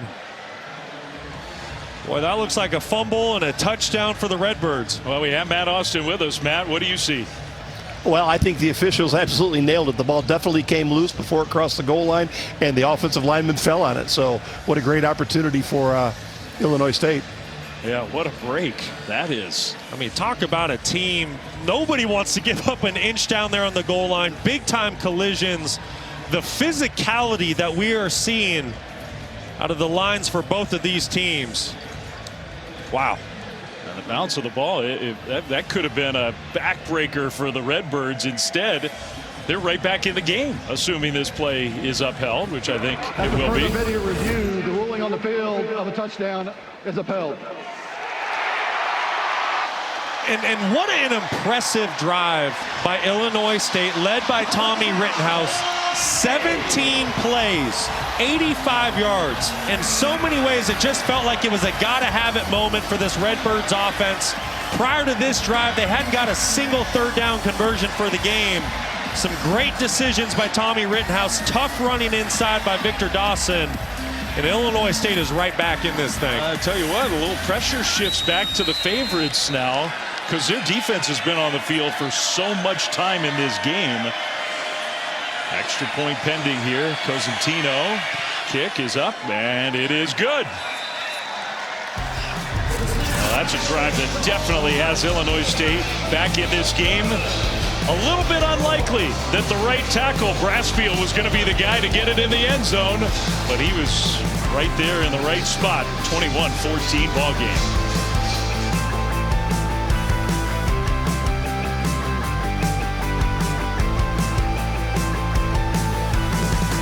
You know, why does this Illinois State team have so much belief in themselves? How about go back a few weeks to Fargo against the #1 seed, huge favorites at the Fargo Dome. They were down 14 with 3 minutes to go. Touchdown to Sobkowitz. Forced fumble on the strip sack. 4th and goal. Rittenhouse scrambling. Finds his star receiver for the would-be game tying. Instead, no, we're going for 2, trying to win the game. They convert and steal a win against the best team in the regular season of the FCS, the #1 seed, 29-28. Part of their journey to get here, and Brock, I think it's a big reason why they just don't feel like they're out of any of these games. That's exactly right. One of the all-time great FCS playoff upsets, without a doubt. In a game like that, the belief, the confidence that it gives your football team, you say, we can beat anybody, anywhere, anytime. And that's why the Redbirds, they haven't blinked for a half a second tonight when they've been trailing. They've been in the fight before. They are a calloused football team. The end of the first half could have killed the spirit of some teams. Big kick return here across the 35. Nicely done by Jabez Woods. That'll be good starting field position for the Montana State offense. And a little pressure on Montana State here just to keep the ball for a bit. They're being outplayed in terms of total plays run and time of possession big time. Well, listen, Justin Lamson was very comfortable operating from the pocket in the first half. He was essentially able to do anything he wanted. His offensive line gave him plenty of time to operate. He was able to get outside the pocket a couple times, use his legs, make plays down the field. But in that opening series of the third quarter, Illinois State changed the game plan, said, hey, no more soft zone coverage. We're bringing pressures, and it affected Lamson. On the first play of the drive, Lamson, play fake, is going to throw, and that one knocked away, incomplete. Intended for Taco Dollar. Patrick Bauer got a hand up and knocked it down. Great. He had 1 incompletion, Brock Lamson did in the first half. He already has 3 in the second half. I'm telling you, he was flawless in the first half. He was comfortable. This is a great job of Bauer using every inch of his 6'3" frame to get a hand on the football. But what started that play? The Redbirds brought pressure once again. They were not doing that on 1st and 2nd down in the first half. It is affecting the Bobcat offense right now. 2nd and 10. Lamson, just a 4-man rush this time across the middle, incomplete. So here we go again. It's 3rd and 10. We didn't see any body language like that in the first half. No, we didn't, but it's because he's starting to feel the defensive front for Illinois State. I thought Reese Edwards did an excellent job with his bull rush on 2nd down to get the offensive tackle back in Lamson's lap. What an opportunity for the Redbirds. They're feeling it on their sideline. They got to stop. Then they went down and scored. Now it's 3rd and 10. Lamson, pressure comes. Pressure picked up. Lamson delivers, and the pass is caught by Woods. First down into Illinois State territory. Well, that's a big-time throw when the Bobcats desperately needed it. Great job of Lamson working all the way through his progression. He starts on the right side of the field, comes back late down the left side to Woods. Woods does a great job settling in the zone hole. And that is a pickup Montana State needed. On 3rd and 10, they get 20.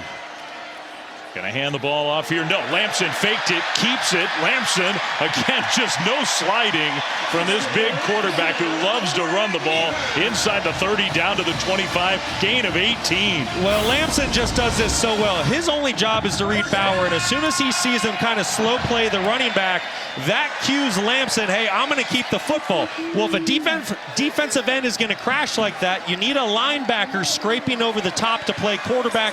Illinois State doesn't have that. And Lamson will make you pay. They'll say the ball's actually back at the 26-yard line. Still 1st and 10, Montana State. Back-to-back big plays. This time Jones will get the ball. Jones, who's made things happen when he's touched it tonight. That's only his 5th carry of the game. He gains 4. Well, you got to think he's battling some sort of an injury. Went out earlier in the ball game, got checked out in the injury tent, but got back out there on the field. And I think a big reason why he's only had 5 carries, and you look at Julius Davis only with 2, the other starting running back, it's because of how well Justin Lamson was throwing the football, the defense that Illinois State was presenting. But the Montana State offense is at their best when they remain balanced. Dowler motion there. They're going to give it to Taco. Dowler cuts it. Back inside. Taco Dowler dives into the end zone. Touchdown. He's done it again.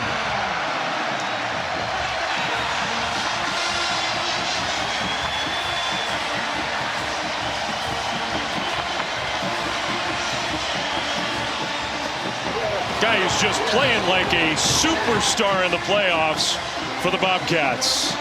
There's just nothing Taco Dowler can't do with the football in his hand. Just an electric playmaker. It doesn't matter if it's returning punts or kicks, taking handoffs, catching footballs.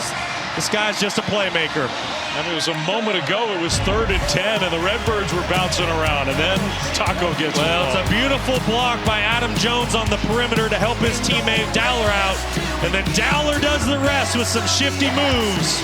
Bobcats by 14.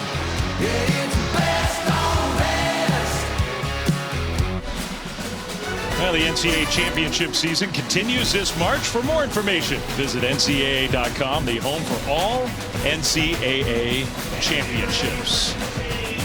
All the nightlife and the fun away from the field here in Nashville has been a great venue for the first time for this FCS national championship game. Some wild swings in this one. Just when Illinois State looked like they'd wrestled all the momentum and positivity in the game, Taco time. Taco Dowler with a tremendous run. His first rushing touchdown of the season. And the kick coverage excellent for the Bobcats. Chris Taylor tackle. Let's go down to the field to Stormy. Well, Dave, I got to tell you, no one was more excited than his brother, Caden Dowler, on the sideline, going up and down, just lighting everybody up with excitement. But unfortunately, Montana State doesn't give in-game injury updates, but it looks like Caden's day is done. The Big Sky Defensive Player of the Year. He's got that right shoulder strap loosened, no helmet on the sideline, been holding his collar with that right hand to alleviate any weight of that arm. So unfortunately, we're not going to have him back out here, it looks like, but very excited for that big play for Montana State.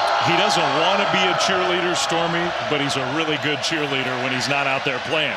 Good delivery from Rittenhouse, took a big hit in the backfield, found his tight end, and Illinois State gets a first down. That was a really nice catch over the middle by Javon Charles, the big tight end. And an even better job of Rittenhouse recognizing that he was pressured. There was a free rusher coming at him, getting that football out of his hand out to his playmaker. He's got a bandage. He's been bloodied. He's been hit hard a couple times, including near the goal line on the last drive. And his final game in a great Illinois State career. Play fake. Rittenhouse throws in traffic, got the ball there. Caught by Casper, and then tackled after a gain of 4. Dangerous throw out to the perimeter, but an excellent job of Eddie Casper to ring in that football for Rittenhouse and get some positive yards. You get the sense Montana State starting to sniff a few of those out. They've used that style of play a few times tonight. Well, they're doing a really good job. There's a defender accounting for the quarterback. They're also accounting for the perimeter. The cornerbacks for Montana State, they're coming up and being physical, trying to blow up those screens to the outside. Play fake. Rittenhouse throws short to Dawson, the running back, turns it upfield. First down, Illinois State. Close to the 45, gain of 9. Illinois State, they're not going to go away quietly. We've mentioned it multiple times throughout this broadcast. They are battle tested. They've been in situations like this. It's almost like that they feed off of being down like this, being the underdog. And Rittenhouse putting together a great start to this drive. All the answers from Montana State, and the Redbirds just keep coming back. Seth Glatz in the backfield on 1st and 10. Rittenhouse throws it to Glatz. Short left, and just not a lot of room. In fact, he's going to lose a yard, maybe 2. Well, that's a football that was designed to go out to the sideline. There was a lead blocker, but unfortunately he wasn't able to get out there. The football was a little bit underthrown, made the receiver come back for the ball. Otherwise, Seth Glatz would be able to get out to the perimeter, and he had a lane to go get some big-time yards. Final minute of the 3rd quarter, 2nd and 12. Illinois State.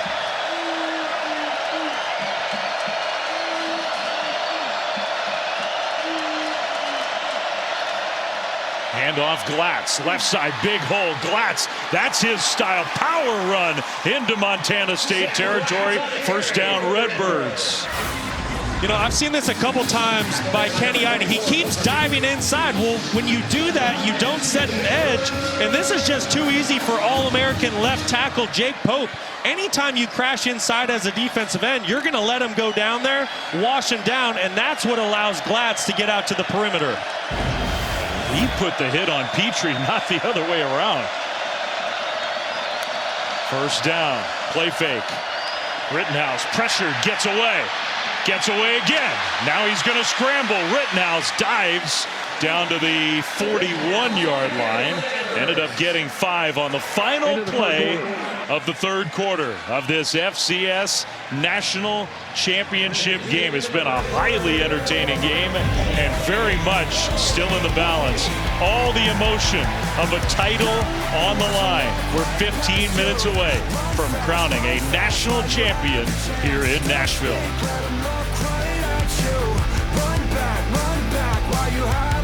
1 quarter to go here for your group. How do you close this thing out? Well, we got to finish on defense there, okay? We can't let Rittenhouse get out. And then offensively, the next opportunity, we got to find a way to run the ball and continue to wear them out. Takes both sides, special teams at the same time. So, like where we're at, but this is a team that come back before, so we got to finish. Thanks, Stormy. Thanks, Brent Vigen, looking for his first national championship as a head coach. Montana State's first national championship since 1984. They're 15 minutes away, but playing a tough group to put away. Victor Dawson on second down. Dawson takes a big hit, but fell forward and got enough for an Illinois State first down. I tell you what, Victor Dawson, he has just been running with bad intentions all night long. You can see the look in his eyes. 5'11", 220 pounds. He is just so hard to get down to the ground. Yeah, another game over 100 yards, 4th straight playoff game with 100+ yards rushing.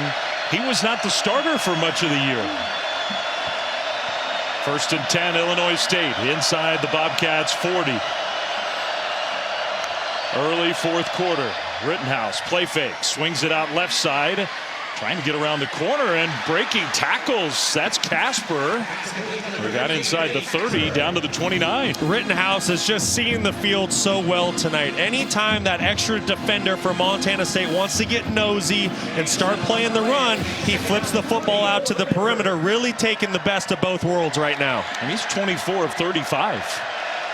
He's played a heck of a championship game, just like his counterpart on the other side, Justin Lamson. 9 different receivers with a catch for the Redbirds. 2nd and 3. Handoff. Dawson stacked up this time, right at the line of scrimmage. No gain. That time Montana State brought a little cross dog pressure inside with the 2 linebackers. You're going to see Grebe and Taylor disrupting the offensive front for Illinois State, and Montana State had to do that. They had to do something to get this Redbirds offense off schedule. 3rd and 3. Gotta think this is 4-down territory for the Redbirds. One of the more aggressive teams this year when it comes to 4th down. I expect this ball to stay on the ground. Rittenhouse instead is going to swing it out left side. Dawson got through that first would-be tackler and gets the first down. What an effort again by Dawson. Well, I like this play design, and it's really simple. It's just like a little basic snag concept right here, but it forces Grebe, the linebacker, to work over top the wide receiver outside Sobkowitz. That slight hesitation is all Dawson needs to pick up a first down. And Dawson against a DB out on the open field, that's not a real fair fight.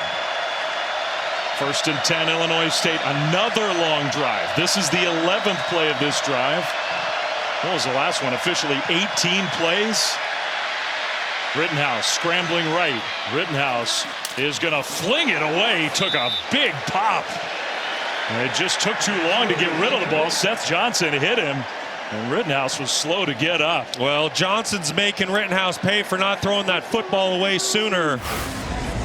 Tommy Rittenhouse, extremely tough football player, gritty kid. But I can promise you he's feeling that one. Wow. He knew the hit was coming too.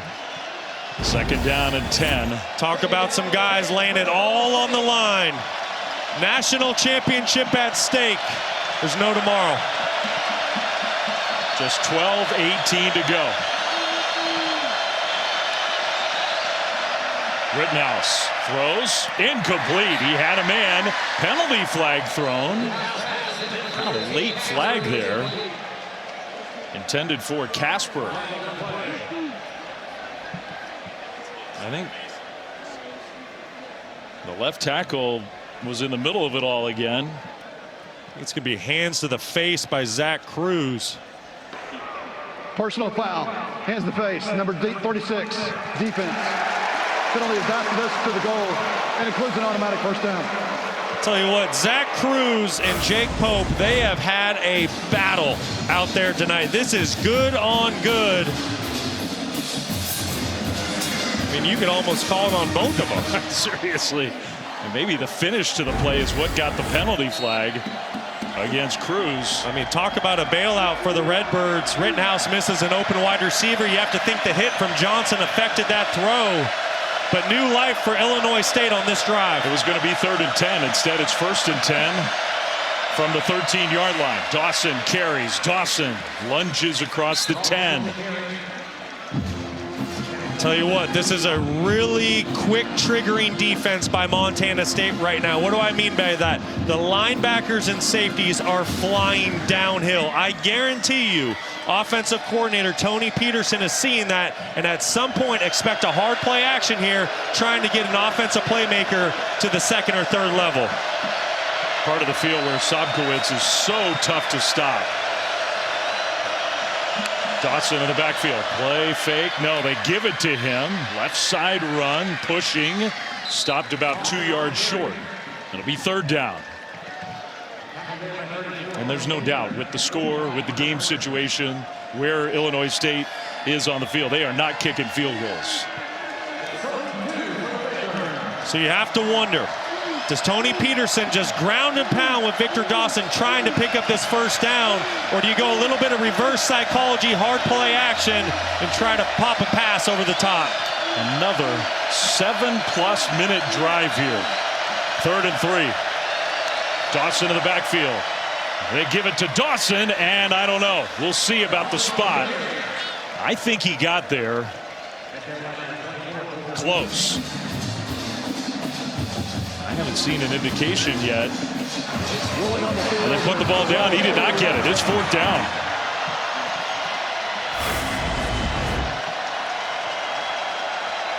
They get the spot right. Yes. They did. Yep. 4th down. You think anyone's getting the ball but Victor Dawson here? It would take some guts to do anything else. I wouldn't be surprised, though. Tommy Rittenhouse, he has been so good on the perimeter this season. If there's any way to get him to the outside. Looks like Brock Spack wants to think about this one and get the play right. And you understand why, but he's unhappy. You're down 2 touchdowns. Those timeouts are precious in the 4th quarter. But this is the play of the year for the Redbirds, down by 14. 15th play of the drive coming for Illinois State, and it's the play of this national championship game. 10:17 to go. 4th and 1 Redbirds, down 2 touchdowns. Victor Dawson, he's been grinding out the tough yards all night long. Here on 4th and 1, I don't know how you don't give it to the big tailback. Let's see. Rittenhouse lining up.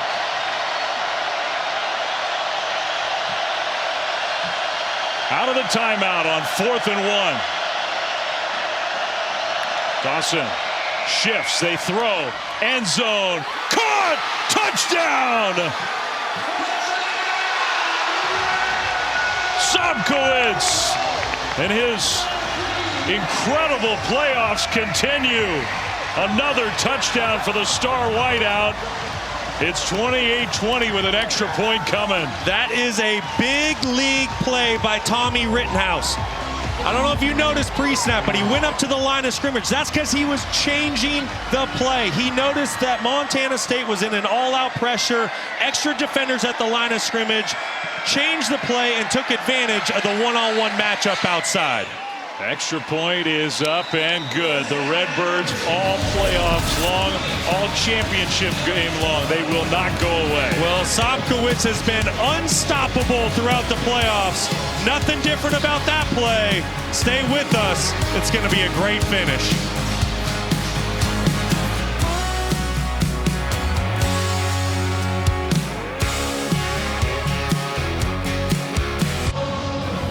Championship game tonight here in Nashville. Semifinal games in Phoenix and Atlanta coming up Thursday and Friday. Miami, Ole Miss, Hurricanes trying to make an Illinois State-like run through the FBS playoffs. Ole Miss, what a story the Rebels have been without their head coach playing as well as they have all year. The Oregon Ducks, Orange Bowl champions in dominant fashion, playing a team they lost to at home in the regular season, the #1 seed Hoosiers of Indiana.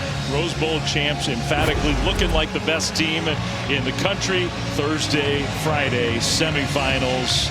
Meanwhile, here we got 10-13 to go in the FCS National Championship. Dave Fleming, Brock Osweiler, Stormy Buonantony, Matt Austin. What a game. What a game is right. It really doesn't describe what we've seen. Both these teams just making play after play, and I've been so impressed with the quarterbacks. Tommy Rittenhouse, Justin Lamson. Just when you think the other team might have the edge, another quarterback makes a play, keeps his team in the ball game, both with ice in their veins tonight. Chance for a return for Jabez Woods, who's got a little lane. It closed up. Gets to the 26-yard line. Take a look at the Capital One Cup standings. Teams competing for a combined $500,000 in student-athlete scholarships from Capital One. You see the standings on the men's side, on the women's side. I'll point out my alma mater on both sides. Go Cardinal. Go on all season long. Meanwhile, the Montana State offense, their last 2 touchdown drives, Brock, have taken a combined 2 minutes and 44 seconds. Meanwhile, the 2 touchdown drives for Illinois State, over 15.5 minutes. Now, their defense, Montana State's, has been on the field, it seems like, this whole half. Handoff, that's Julius Davis. That's his best run of the championship game. He should be fresh. A gain of 8 on first down. This is what the Redbirds have done all playoffs. Dominated. Look at what they did in Fargo against the #1 seed. Won the time of possession by 24 minutes. Well, that's the formula. If the opposing team has a great offense, how do you stop a great offense? You keep them on the sideline. You possess the football. You shrink the game. And that's what the Redbirds have done throughout the playoffs. Flags thrown. If that's a false start, that would be the 5th one of the game. False start, number 64, offense. 5-yard penalty, second down. For Montana State, 5 on the Bobcats.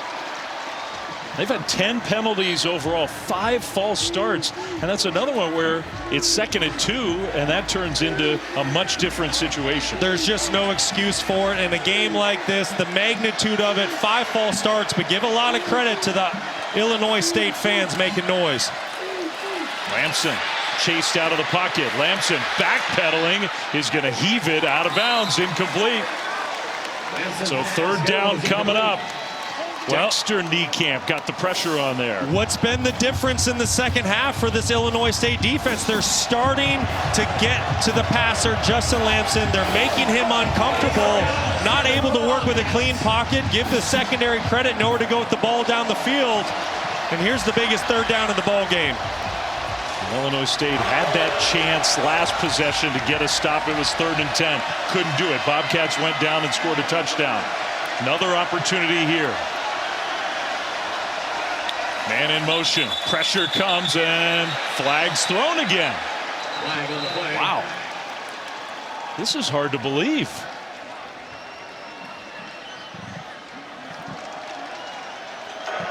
False start, number 55, offense.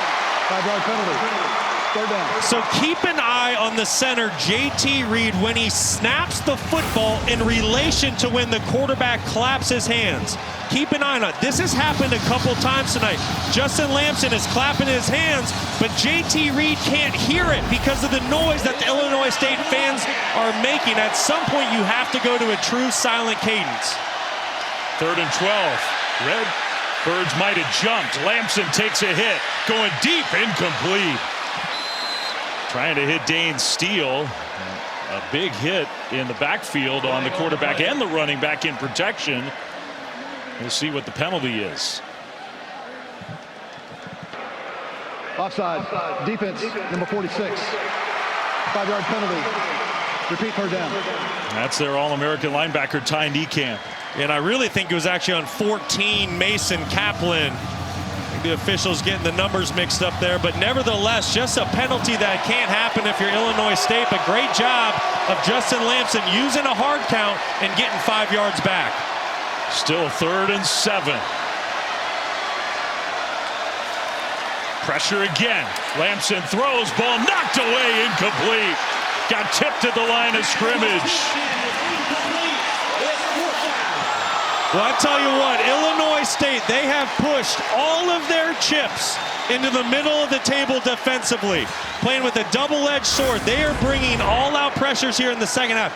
Everybody is at the line of scrimmage. That's going to create a free runner on the quarterback. Lamson needs to beat him with the pass. He's not able to do it. Why is it a double-edged sword? Because if you don't get to the quarterback, your receivers outside and DBs, everyone's in a one-on-one matchup. Punt that goes out of bounds. Not a real good punt there. Illinois State down by a touchdown is getting the ball after the first 3 and out of the game for either team with 9:02 to go. Excellent field position for the Redbirds, who've come from behind before with a national championship on the line here in Nashville. We got a one-score game. I want to go back to the last touchdown pass by Tommy Rittenhouse. Keep an eye. This is him up at the line of scrimmage, recognizing the all-out pressure by Montana State. Audibles, gets to a new play. He recognizes his go-to wide receiver, 6'3", going against 5'10" Seth Johnson. That's a matchup that Sobkowitz is going to win every single time outside. Very heads-up play by the senior quarterback. He has been in great command all night long. Well, that was 4th down to get the score to 28-21. The defense just got to stop. Rittenhouse is going to dump it short to the running back Dawson, who gets 5, maybe 6 yards on 1st down. This Redbirds offense in the second half has been moving the ball up and down the field. Yeah, and I've been really impressed with the changes they made at halftime, but to me it all starts with Rittenhouse. There is so much on his plate every single play. Are we running the football? Are we passing the football? There's a big RPO scheme within this offense led by Tony Peterson, and he has made excellent decisions all night long. Helps when you're a 5th-year senior. You've started 34 games. Dawson on 2nd down gets stopped about a yard short by Cole Taylor right near midfield. And for Montana State, it just feels like an avalanche of momentum from the Redbirds is coming at you. But here's an opportunity at midfield, 3rd and 1, to potentially force Illinois State into a big decision if they're able to force a 4th down here.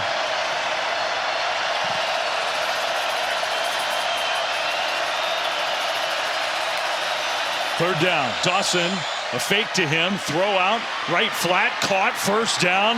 That's Dylan Lord, the catch and run for a gain of 7. Once again, another great decision by Tommy Rittenhouse. He recognizes the pressure inside. Montana State brings 2 linebackers to stop the run. So what does he do? He flips the football out to the perimeter because he knows that he has numbers out there. Advantage Redbirds, big time pickup. Well, you have to think at some point this Bobcats defense is going to get a little worn down.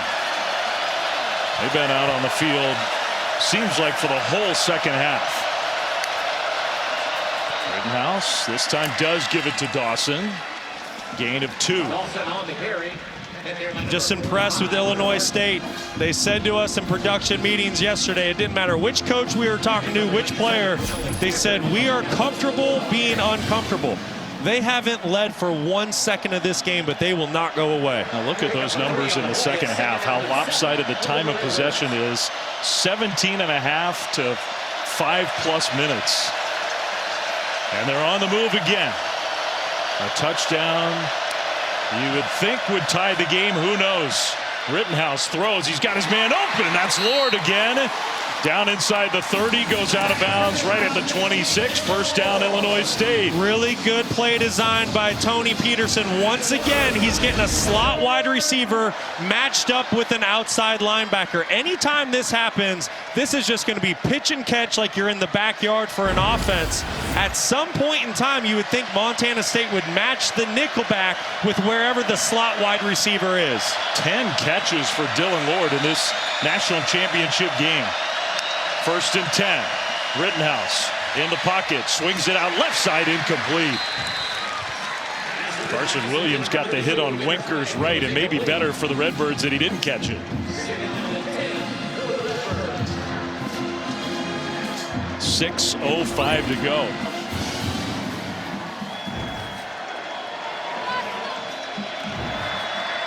Montana State fans were feeling real confident around halftime. Not anymore.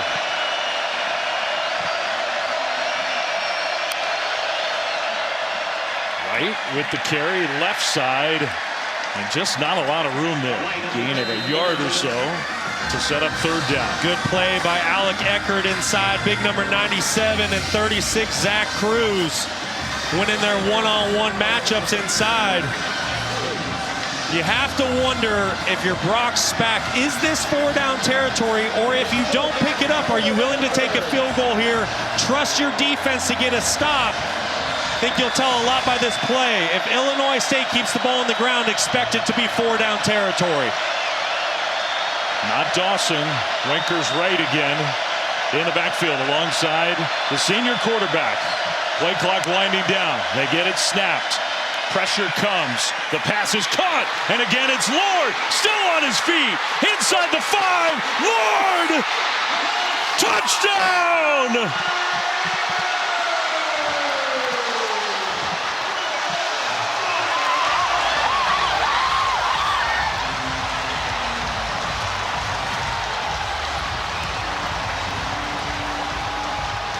What an effort by Dylan Lord, who's having a huge game. 11 catches and his first touchdown.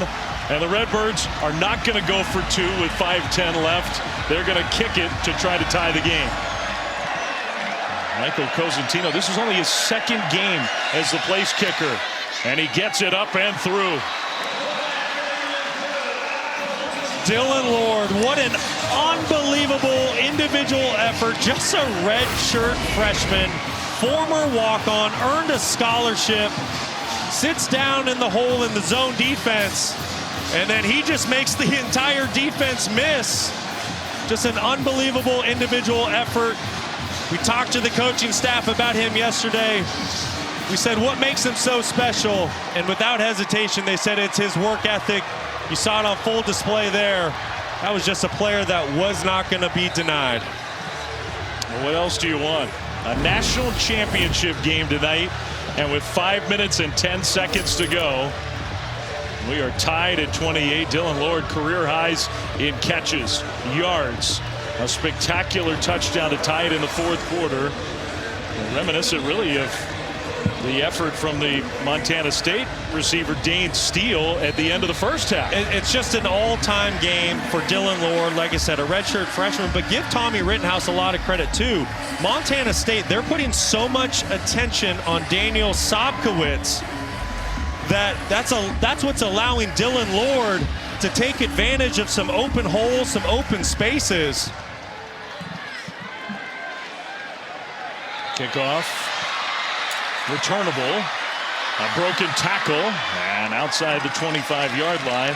So this Bobcats offense comes back on the field, Brock, and I mean, look, the change that Illinois State has made on defense has totally flipped this game. Well, that's the theme of the second half, and right now Montana State, they don't have great answers for the pressure packages that Illinois State's putting together. So if you're Montana State and you want to find some success on this drive, what's your answer for pressure? Got to get the football to Lampson's hands. I mean, you got to give the Redbirds a lot of credit, because they could not stop the Montana State offense for a good chunk of this game. And now they have found a formula. Can the Bobcats answer with a championship on the line? Lampson looked like a designed quarterback run, and he's stuffed. Right up the middle. Maybe got a yard. Niekamp led the way.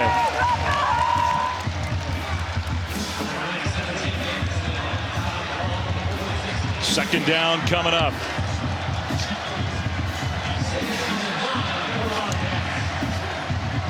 You wouldn't be surprised if Brent Vigen wanted to try to run the ball a little bit and just stay on the field for a few plays. Yeah, he's just trying to break the momentum of the Illinois State defense right now. He's just trying to get this offense back on track. Did they move again? They did. I can't remember anything like this. Ball start, number 55, offense. It's the center again. I mean, I just think we see this way too often in college football. You have teams playing in tough environments where it's loud, and the cadence is all on a quarterback's clap. Well, when it gets too loud on the field, the offensive line can't hear that clap. You look at NFL teams and what they do, a lot of it's a leg raised by the quarterback. And right now, the Illinois State fans, they are making a big difference in this football game, and they have all night. 7 false starts. Swing it out to Taco Dowler. Taco, this time is gang tackled. Had nowhere to go. Got a yard maybe. 3rd and long coming up. Boy, if you're Montana State, you want to get this call in as quickly as you can.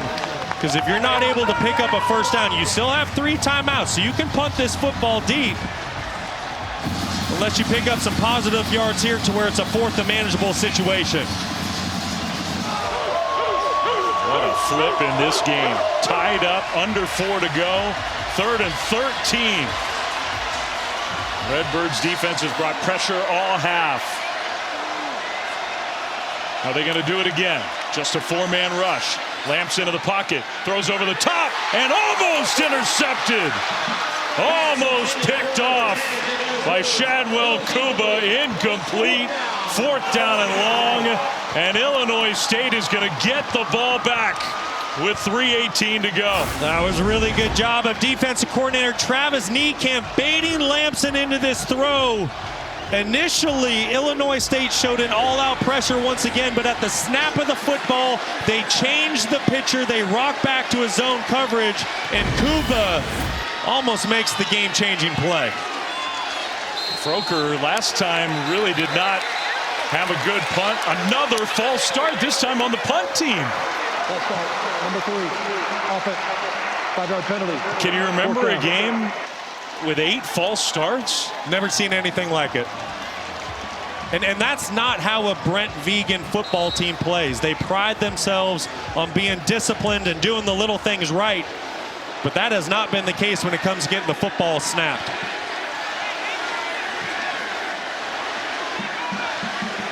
So now Froker standing at the 5-yard line. Not pressured, and a much better punt is sending Casper back all the way to the 35. Is going to turn it upfield. Good coverage there. So that was excellent special teams execution by the Bobcats. Tie game, 3:09 to go.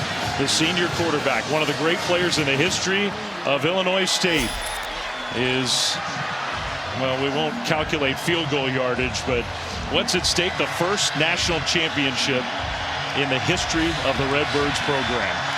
And don't you feel that they're just a team of destiny, setting an FCS playoff record, winning 4 consecutive games on the road to get here to Nashville tonight?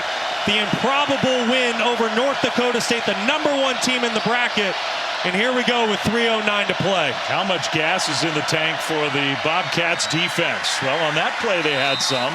Hand off to Dawson, tackled by Eckert for a short gain. I'll tell you what, Eckert's played a really good game inside for the Bobcats.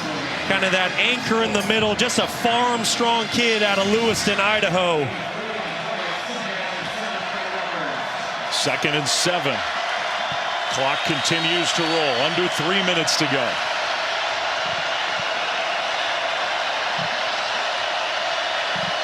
Dylan Lord switched sides of the formation. He's had the big night as the young receiver for the Redbirds. Rittenhouse back to pass. Plenty of time. Across the middle, there's Lord again. Another missed tackle inside the 30.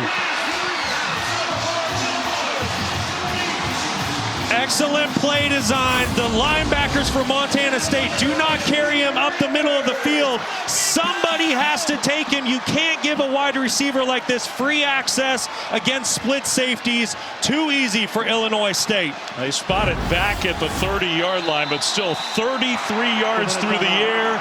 2-minute timeout. And the Redbirds are oh so close to their first national championship. Wasn't looking all that likely after Dane Steele and Taco Dowler did their spectacular stuff.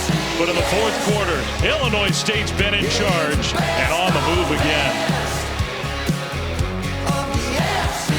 Good game. If you're just tuning in, you have missed some unbelievable individual plays. Dane Steele and Montana State at the end of the first half. An all-time great effort to get into the end zone. Bobcats were in control. Taco Dowler made it a two-score game again, 28-14 in the third quarter. Montana State really felt in charge. Illinois State's been behind the whole game. But Sobkowitz with another touchdown catch. Then the freshman Dylan Lord weaving his way through the Montana State secondary to score to tie the game. The defense got a stop. Illinois State has the ball back out of the 2-minute timeout. And already in borderline field goal range, shaky field goal unit for Illinois State this year. They do not want to leave it on the kicking game. 2 minutes to go, 3 timeouts for the Bobcats, 2 for the Redbirds. And Tommy Rittenhouse in the shotgun is going to hand it off straight ahead. Dawson powering forward, and he gets 4 on first down, and they'll stop the clock. Montana State is going to burn one of those timeouts. Timeout, Montana State. So timeout for Brent Vegan and the Bobcats. Let's go down on the field to Stormy. Well, Dave, for Tommy Rittenhouse, in addition to managing the emotions and pressure of this moment, he's also a diabetic and managing his blood sugar on the sideline. Right before he came out for this drive, he checked his blood sugar, injected his left arm with insulin, and then came right out onto the field and has been going strike after strike. So impressed with what he's been able to do here. Talk about the ultimate warrior. There's just nothing that phases Tommy Rittenhouse. The playoff run he's gone on, the senior year, setting records for touchdown passes, passing yards. This kid is just a ball player, and he is a ton of fun to watch. Well, we were teasing him yesterday. He's got the playoff beard going hockey style. He's got the hair he hasn't cut all month.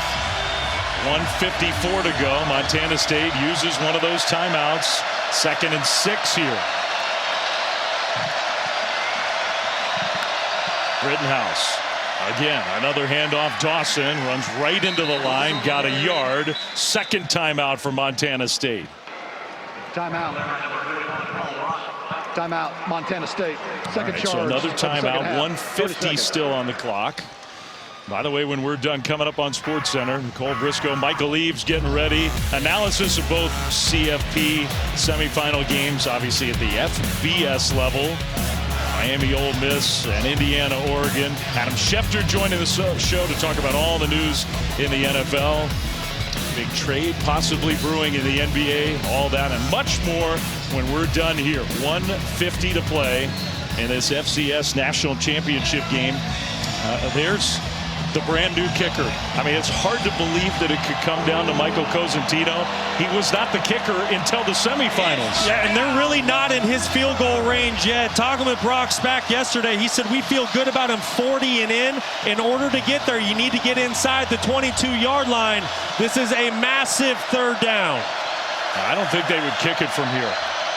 Rittenhouse will keep it. Rittenhouse sort of stumbled. Rittenhouse dives ahead, and he's short by a yard. It's 4th down, and I can't imagine that Illinois State, even at the 20-yard line, is going to kick. They're going to go for it. Unbelievable. Just a college kicker situation. I think Illinois State, they're going to run some clock off. They're going to end up taking a timeout just to give themselves some extra time to think about how they want to go about this.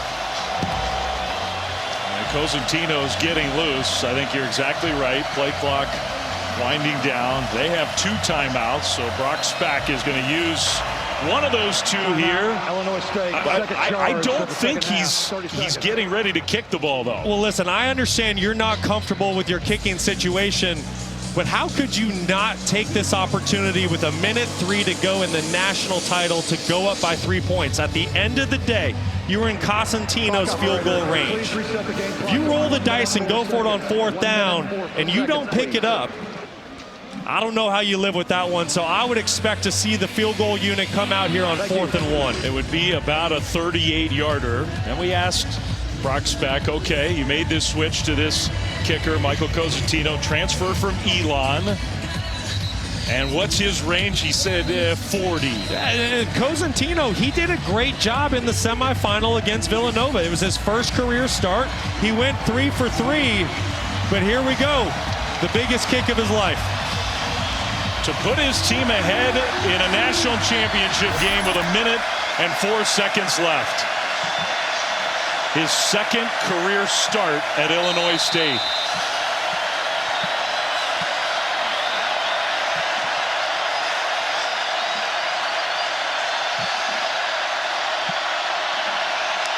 Snap, hold, kick is blocked! It's on the turf, it's scooped up! And returned back to the 45 of Illinois State.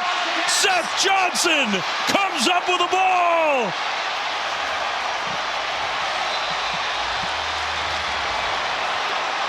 McMillan with the block.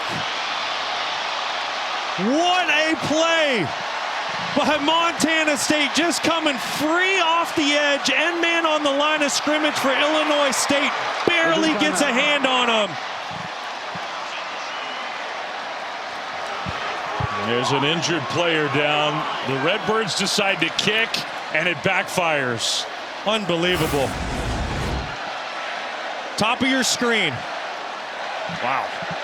He flew around the corner. What an effort by McMillan, and Johnson scooped it and kept running. It was not a great snap, but I don't think that was the ultimate factor in that play. They've had 6 kicks blocked this year. And for the head coach, I'm sure he just cannot believe it. No. As much as it's happened this year, nobody can believe it. Unbelievable effort by Chase McMillan. So now all Rittenhouse can do, you can read his lips, go for it. He did not want to kick. Now Lampson and the Montana State offense, the throw. Taco Dowler catches, darts his way to the outside. I say Dowler, that was Dane Steele with a good move. And Montana State trying to play with some urgency here. They only have the 1 timeout, and they're headed towards field goal range. And Montana State, they're in Sanset's field goal range here, especially with the wind at their back. 36 seconds to go. Lampson can't take a sack, but he does. They might be out of field goal range. Now a timeout. Montana State has to use their last timeout to stop the clock. Timeout. Montana State. That's the one thing that can happen. Cardinal sin for a quarterback in a 2-minute drill, and especially when you're in field goal range. Miles Sanset has a big leg. You get inside the 40-yard line, especially with the wind at your back. He's going to have an opportunity to go win the game. That's just a football that Justin Lampson has to get rid of. You can't take a sack in that situation. I mean, it's 2 things, right? Number 1, every yard is precious when you're talking about your field goal kicker potentially trying to win a national championship. Number 2, you have to use that last timeout. Now you have none. So if you don't get it on 3rd down here, you got to have a nice clean operation, be ready to go if you're going to kick. That's correct, but there is plenty of time. With 28 seconds, this ball does not have to go past the line to gain. If Montana State comes up short, but they're in field goal range inside the 40, they have time to run Sandstead out there for a kick. 3rd down and 9. Out of the timeout. Illinois State showing an all-out pressure. They snap it, and Lampson wasn't ready. Scoops it up and goes down. Illinois State needs to take a timeout. I think they just did. I mean, Brent Vigen can't, the center can't get the ball snapped in this game. Just unbelievable. I mean, this has been going on all night long. JT Reed cannot hear the clap of his quarterback. The Illinois State fans are doing a tremendous job affecting this football game. I am just shocked that Montana State has not made an adjustment to go to a true silent cadence. And you think back to the last two plays, if all the Bobcats had done is just go under center and hand the ball off, correct, they'd be lining up to try to win the game on a long field goal. Instead, they're going to have to punt on 4th and 28. You know, I understand why you wouldn't just run the football if you're Montana State. It was going to be a long field goal for Sandstead. You want to try to make it more makeable. And you have a lot of trust in your quarterback, but he makes a critical error. Then your center can't hear the clap, and here you go, punting the football back to Illinois State. And everybody on Montana State side is going to have to gain some composure here. This game is still likely now to go to overtime with a championship on the line. Froker, the punter. A lot of pressure on him for a clean catch. And get the punt off with 21 seconds to go. Montana State kind of changing the protection. What a turn of events. Back and forth. Froker will get the ball punted. High booming kick taken inside the 15, and great coverage, which probably guarantees now that this game's going to go to overtime. Illinois State, without a timeout, is inside their own 15-yard line. Yeah, I would be surprised if Illinois State runs a play here. You don't want to give Montana State a chance to get this football back, make a crazy play. If you do call a play, we've all seen it ran at the NFL level, the college level, high school a lot recently. It's kind of that hook and ladder. You try to hit the deep in cut from an outside receiver, and then he pitches it to the receiver running across the field, try to gain some leverage on the defense. We'll see if Illinois State is willing to push this football down the field, or if they're content with taking this thing to overtime. Well, they have a spread formation here, but Dawson in the backfield alongside Rittenhouse, and they'll hand the ball off to the running back. And you do risk I don't get that. I don't get it. That, to me, is not worth the risk. If you're going to do that, just take a knee. He's not going 90 yards. I won a football game against the Chiefs because of that. They didn't take a knee. They fumbled. We score. The rest is history. National championship game and going to overtime. How does that sound? What else could you ask for here for the national title? Just craziness on both sides at the end of the game. And the end result at the finish of regulation, Montana State 28, Illinois State 28, going to overtime next.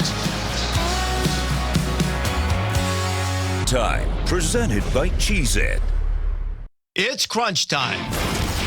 In the first overtime, each team gets a possession starting at the opponent's 25-yard line. If it goes to a second overtime, teams again start at the 25-yard line, but must attempt a two-point conversion after a touchdown with no extra points allowed. From the third overtime on, teams alternate two-point conversion attempts from the 3-yard line until the game is decided. All right, so the overtime rules you're familiar with if you're an FBS fan. National championship game in the FCS, and they're getting ready for the coin flip at midfield, which is important. Congratulations, gentlemen. Have a tie ball game at the end of regulation. Illinois State choosing the coin toss. Again, heads and a tails. What's your call? Tails. Tails is the call. Tails. It's a heads.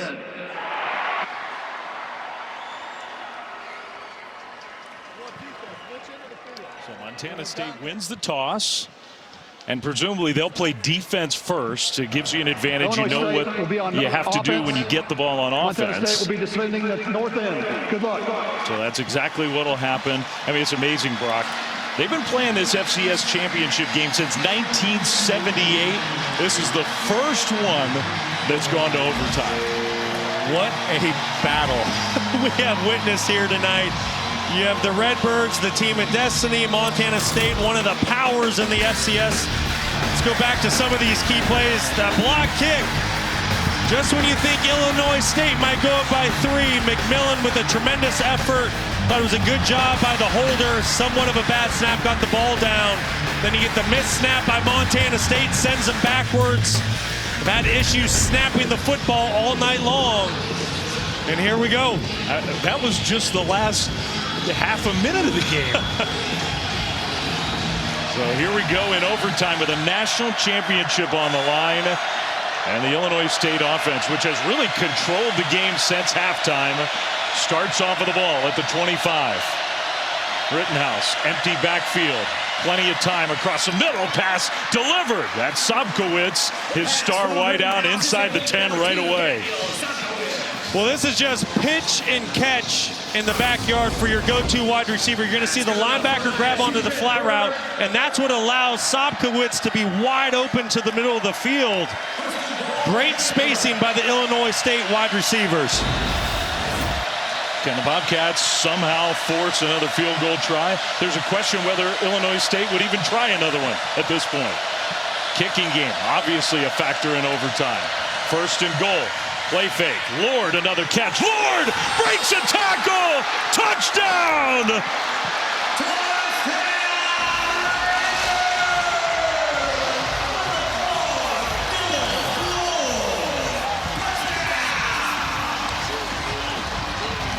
13 catches, 161 yards, and now 2 monster touchdowns for Dylan Lord in a championship game, with the extra point coming after the last field goal was blocked. This is obviously crucial. Not a great snap, and this one's blocked. Montana State, a penalty flag thrown as they tried to return it. Oh my goodness. Another block kick. Illinois State can't execute a kick.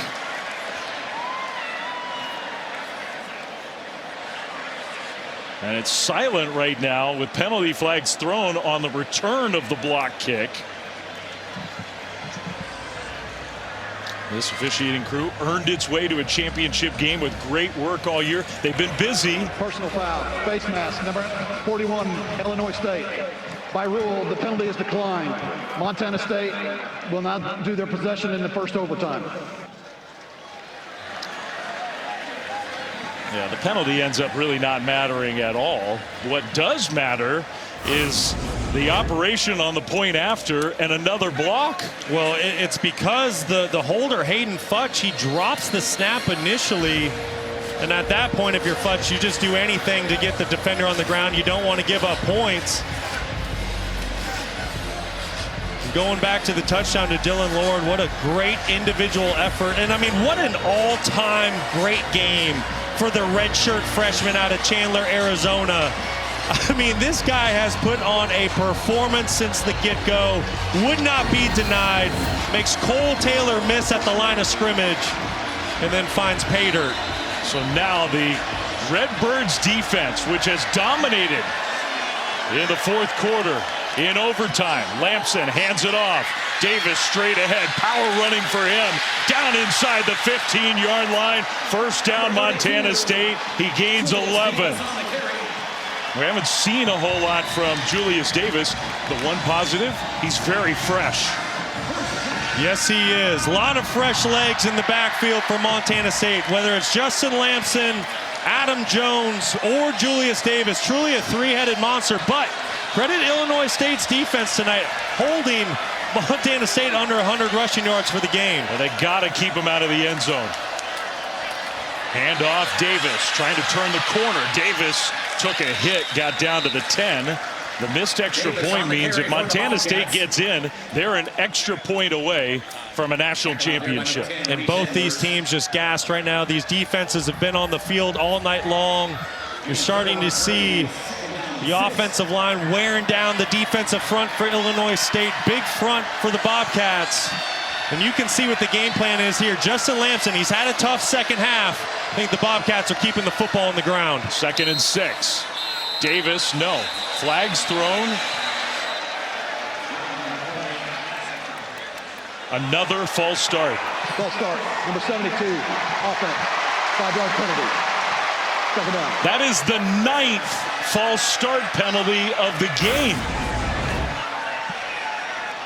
It's going to be right there, your left tackle, Braden Zimmer. I don't know if I necessarily saw a false start there.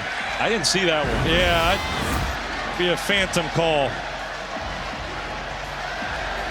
So instead of 2nd and medium, it's 2nd and 11.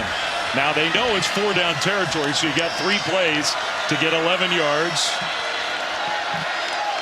Adam Jones back in. Lamson is going to swing it out to Jones. One-on-one, and the tackle made on the outside. Good tackle by Kuba to keep that a very short game. If you're Justin Lamson here, you got to take a big, deep breath. You got to slow that heart rate. You had a fantastic first half. You were nearly perfect, only 1 incompletion. It's been a tough go in the second half, but your team needs you in a big way here. You've had an excellent season. Take a deep breath. Trust the timing of your feet, because you know the Redbirds are coming after you. 3rd and 10. Pressure comes. Lamson throws, and it's dropped! Incomplete. Woods maybe a little behind, but he had a chance to catch it. Kuba was there again. Now it's 4th down. Jabez Woods, who's made some really nice plays tonight for the Bobcats. This is just a flat-out drop. This is a play that he needs to make for his quarterback. I understand it's on your back shoulder, but blitz 0, the house is burning down. Lamson puts it on your shoulder. You got to reel that one in. So it comes down to this. It's 4th and 10. Montana State has to have it. Otherwise, Illinois State is the FCS national champion. Well, and here's the real question. How does Illinois State's defense want to play it? First half, they played some soft zone coverage. They gave up some throws. Lamson had himself a half. Then they started dialing up the pressures, and specifically all-out pressure, blitz 0. But with 4th and 10, you got some space here. I don't know if you bring that all-out pressure. I think you need to try to keep the Bobcats offense in front of you. 12 of 13 for Lamson in the first half. 5 of 13 since the first half. The national championship on the line in overtime. 4th and 10. Bobcats down 6. Here we go. Taco Dowler, he's going to be in the slot at the bottom of your screen. Timeout.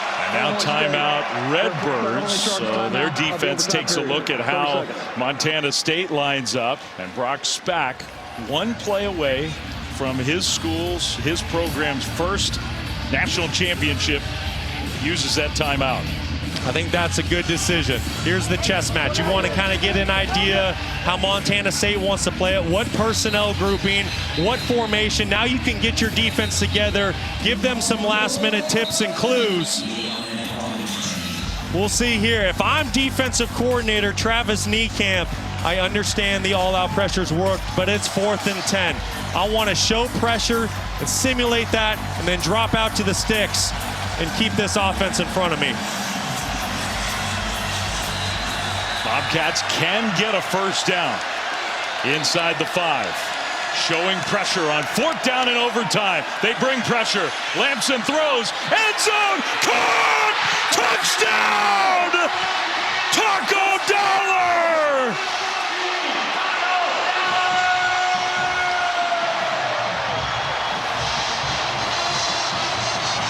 And a kick away from a championship.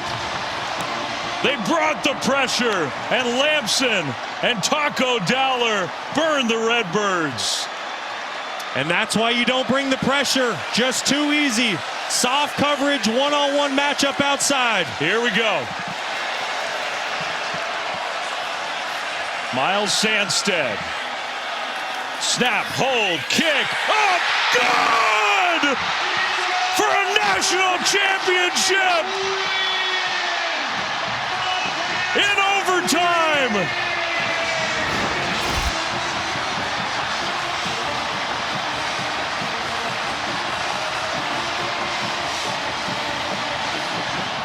The second one in program history.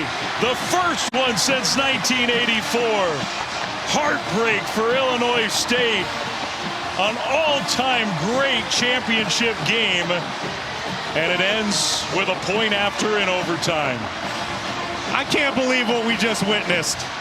What an all-time great football game. I don't care what level, pro football, college football. That was unbelievable what we just witnessed. I don't know if Brent Vigen has any words, but he's down there in the middle of it with Stormy. You knew that Illinois State wasn't going away. You said how dangerous they would be. What did it take to hang on and win this football game? Well, when things aren't going your way, you got to play the next play. You got to believe. I don't think our eyes ever lost belief. That wasn't maybe how we had scripted it, but we found a way. And that's been the nature of this team all year. Couldn't be more proud of them. Plenty of things to fix, but we'll figure that out on the other side. In overtime, who else but Justin Lamson to Taco Dowler? What can you say about those two stepping up when you needed it? Well, players need to win games. And you know, as a quarterback, Justin did all the things, and Taco's a electric player, and for Coach Sturbeck to put him in that trust, for Justin to put it in that, you know, that's storybook, man. That is storybook. And again, couldn't be more proud of just how this team just kept fighting, and hardly can believe we found a way. You've been close, and the last 2 years in particular, your season ended in heartbreak. Can you put into words what this means to win the first title for Montana State since the 80s? Well, Bobcats from all the generations are part of this. You know, the teams that have preceded have built us to this point, and you know, this group wanted to finish out for all of them. So it's amazing. This crowd is amazing. All us Bobcats are champions. Congratulations. Enjoy this. Thank you. Appreciate it. Yeah, great job, Stormy. And for Brent Vigen, Brock, I mean, you grew up in the state of Montana. You know what this means to all those former players, everybody who's been a part of that program and built it to this point. They break through, and a play that'll be remembered forever. So many in this national championship run for the Bobcats. Who else but Taco Dowler? Yeah, and how about the resiliency of Justin Lamson? Nothing went right for him in the second half, but he recognized the all-out pressure by Illinois State. He found his go-to guy in Taco Dowler, and Dowler's being covered by a safety in off coverage. I mean, this is just pitch and catch in the backyard, and that's the double-edged sword. If you bring in all-out pressure, you're going to leave your defensive backs on an island, and that's Cam Wilson one-on-one with Taco Dowler. And if you don't get to the quarterback with the pressure, I mean, that's just a really tough spot to be in for a defensive back. And Taco Dowler and Justin Lamson come up big in the biggest moment in probably 40 years for Montana State football program. You understand just the total heartbreak for Tommy Rittenhouse, who just laid it all on the line in this game. The winning quarterback, a much different feeling for him. Justin Lamson down with Stormy. Thank you, Dave. And yeah, I can see the emotion in your eyes. What are you feeling right now? I'm just like, I don't know. I always dreamt of being in this position, but now that I'm in it, I'm just trying to like take it all in. Like, this is great. It doesn't feel real. You know, we made a lot of sacrifices to be here, so I'm so happy that we won this, and you know, we deserve it. So. When the second half wasn't going your way, what was the conversation on the sideline and on the huddle to make that happen late for you guys? Honestly, I really think it came from our coaches. They were the ones that were pushing us to get together and meet up and talk and get things on the right page. You know, I thought our offense as a whole did a good job, you know, executing right there. And that's not easy to do, so I'm so happy that we won that. You talked to us yesterday about the team meeting that you guys had after starting the season 0-2 and coming together and looking yourself in the mirror to say what you needed to do to get to this point. How special is this group that you accomplished the goal you set out for? It's so crazy. I mean, it takes an army. It takes all of Bozeman. We're bringing a national championship back to Bozeman. Everybody deserves that, but it's the leadership. It's Coach Vigen. He's a great man, and all the leaders like Paul Brott and guys that, you know, just put their heart and soul into this program, and people that came before us. So thankful. Enjoy this. Congrats. Yeah, thank you. Thank you. All right, great words from Justin Lamson. Great work from Stormy down there in the middle of it all. And truly an effort that built 5 years under Brent Vigen. Close calls last year, especially in this national championship game.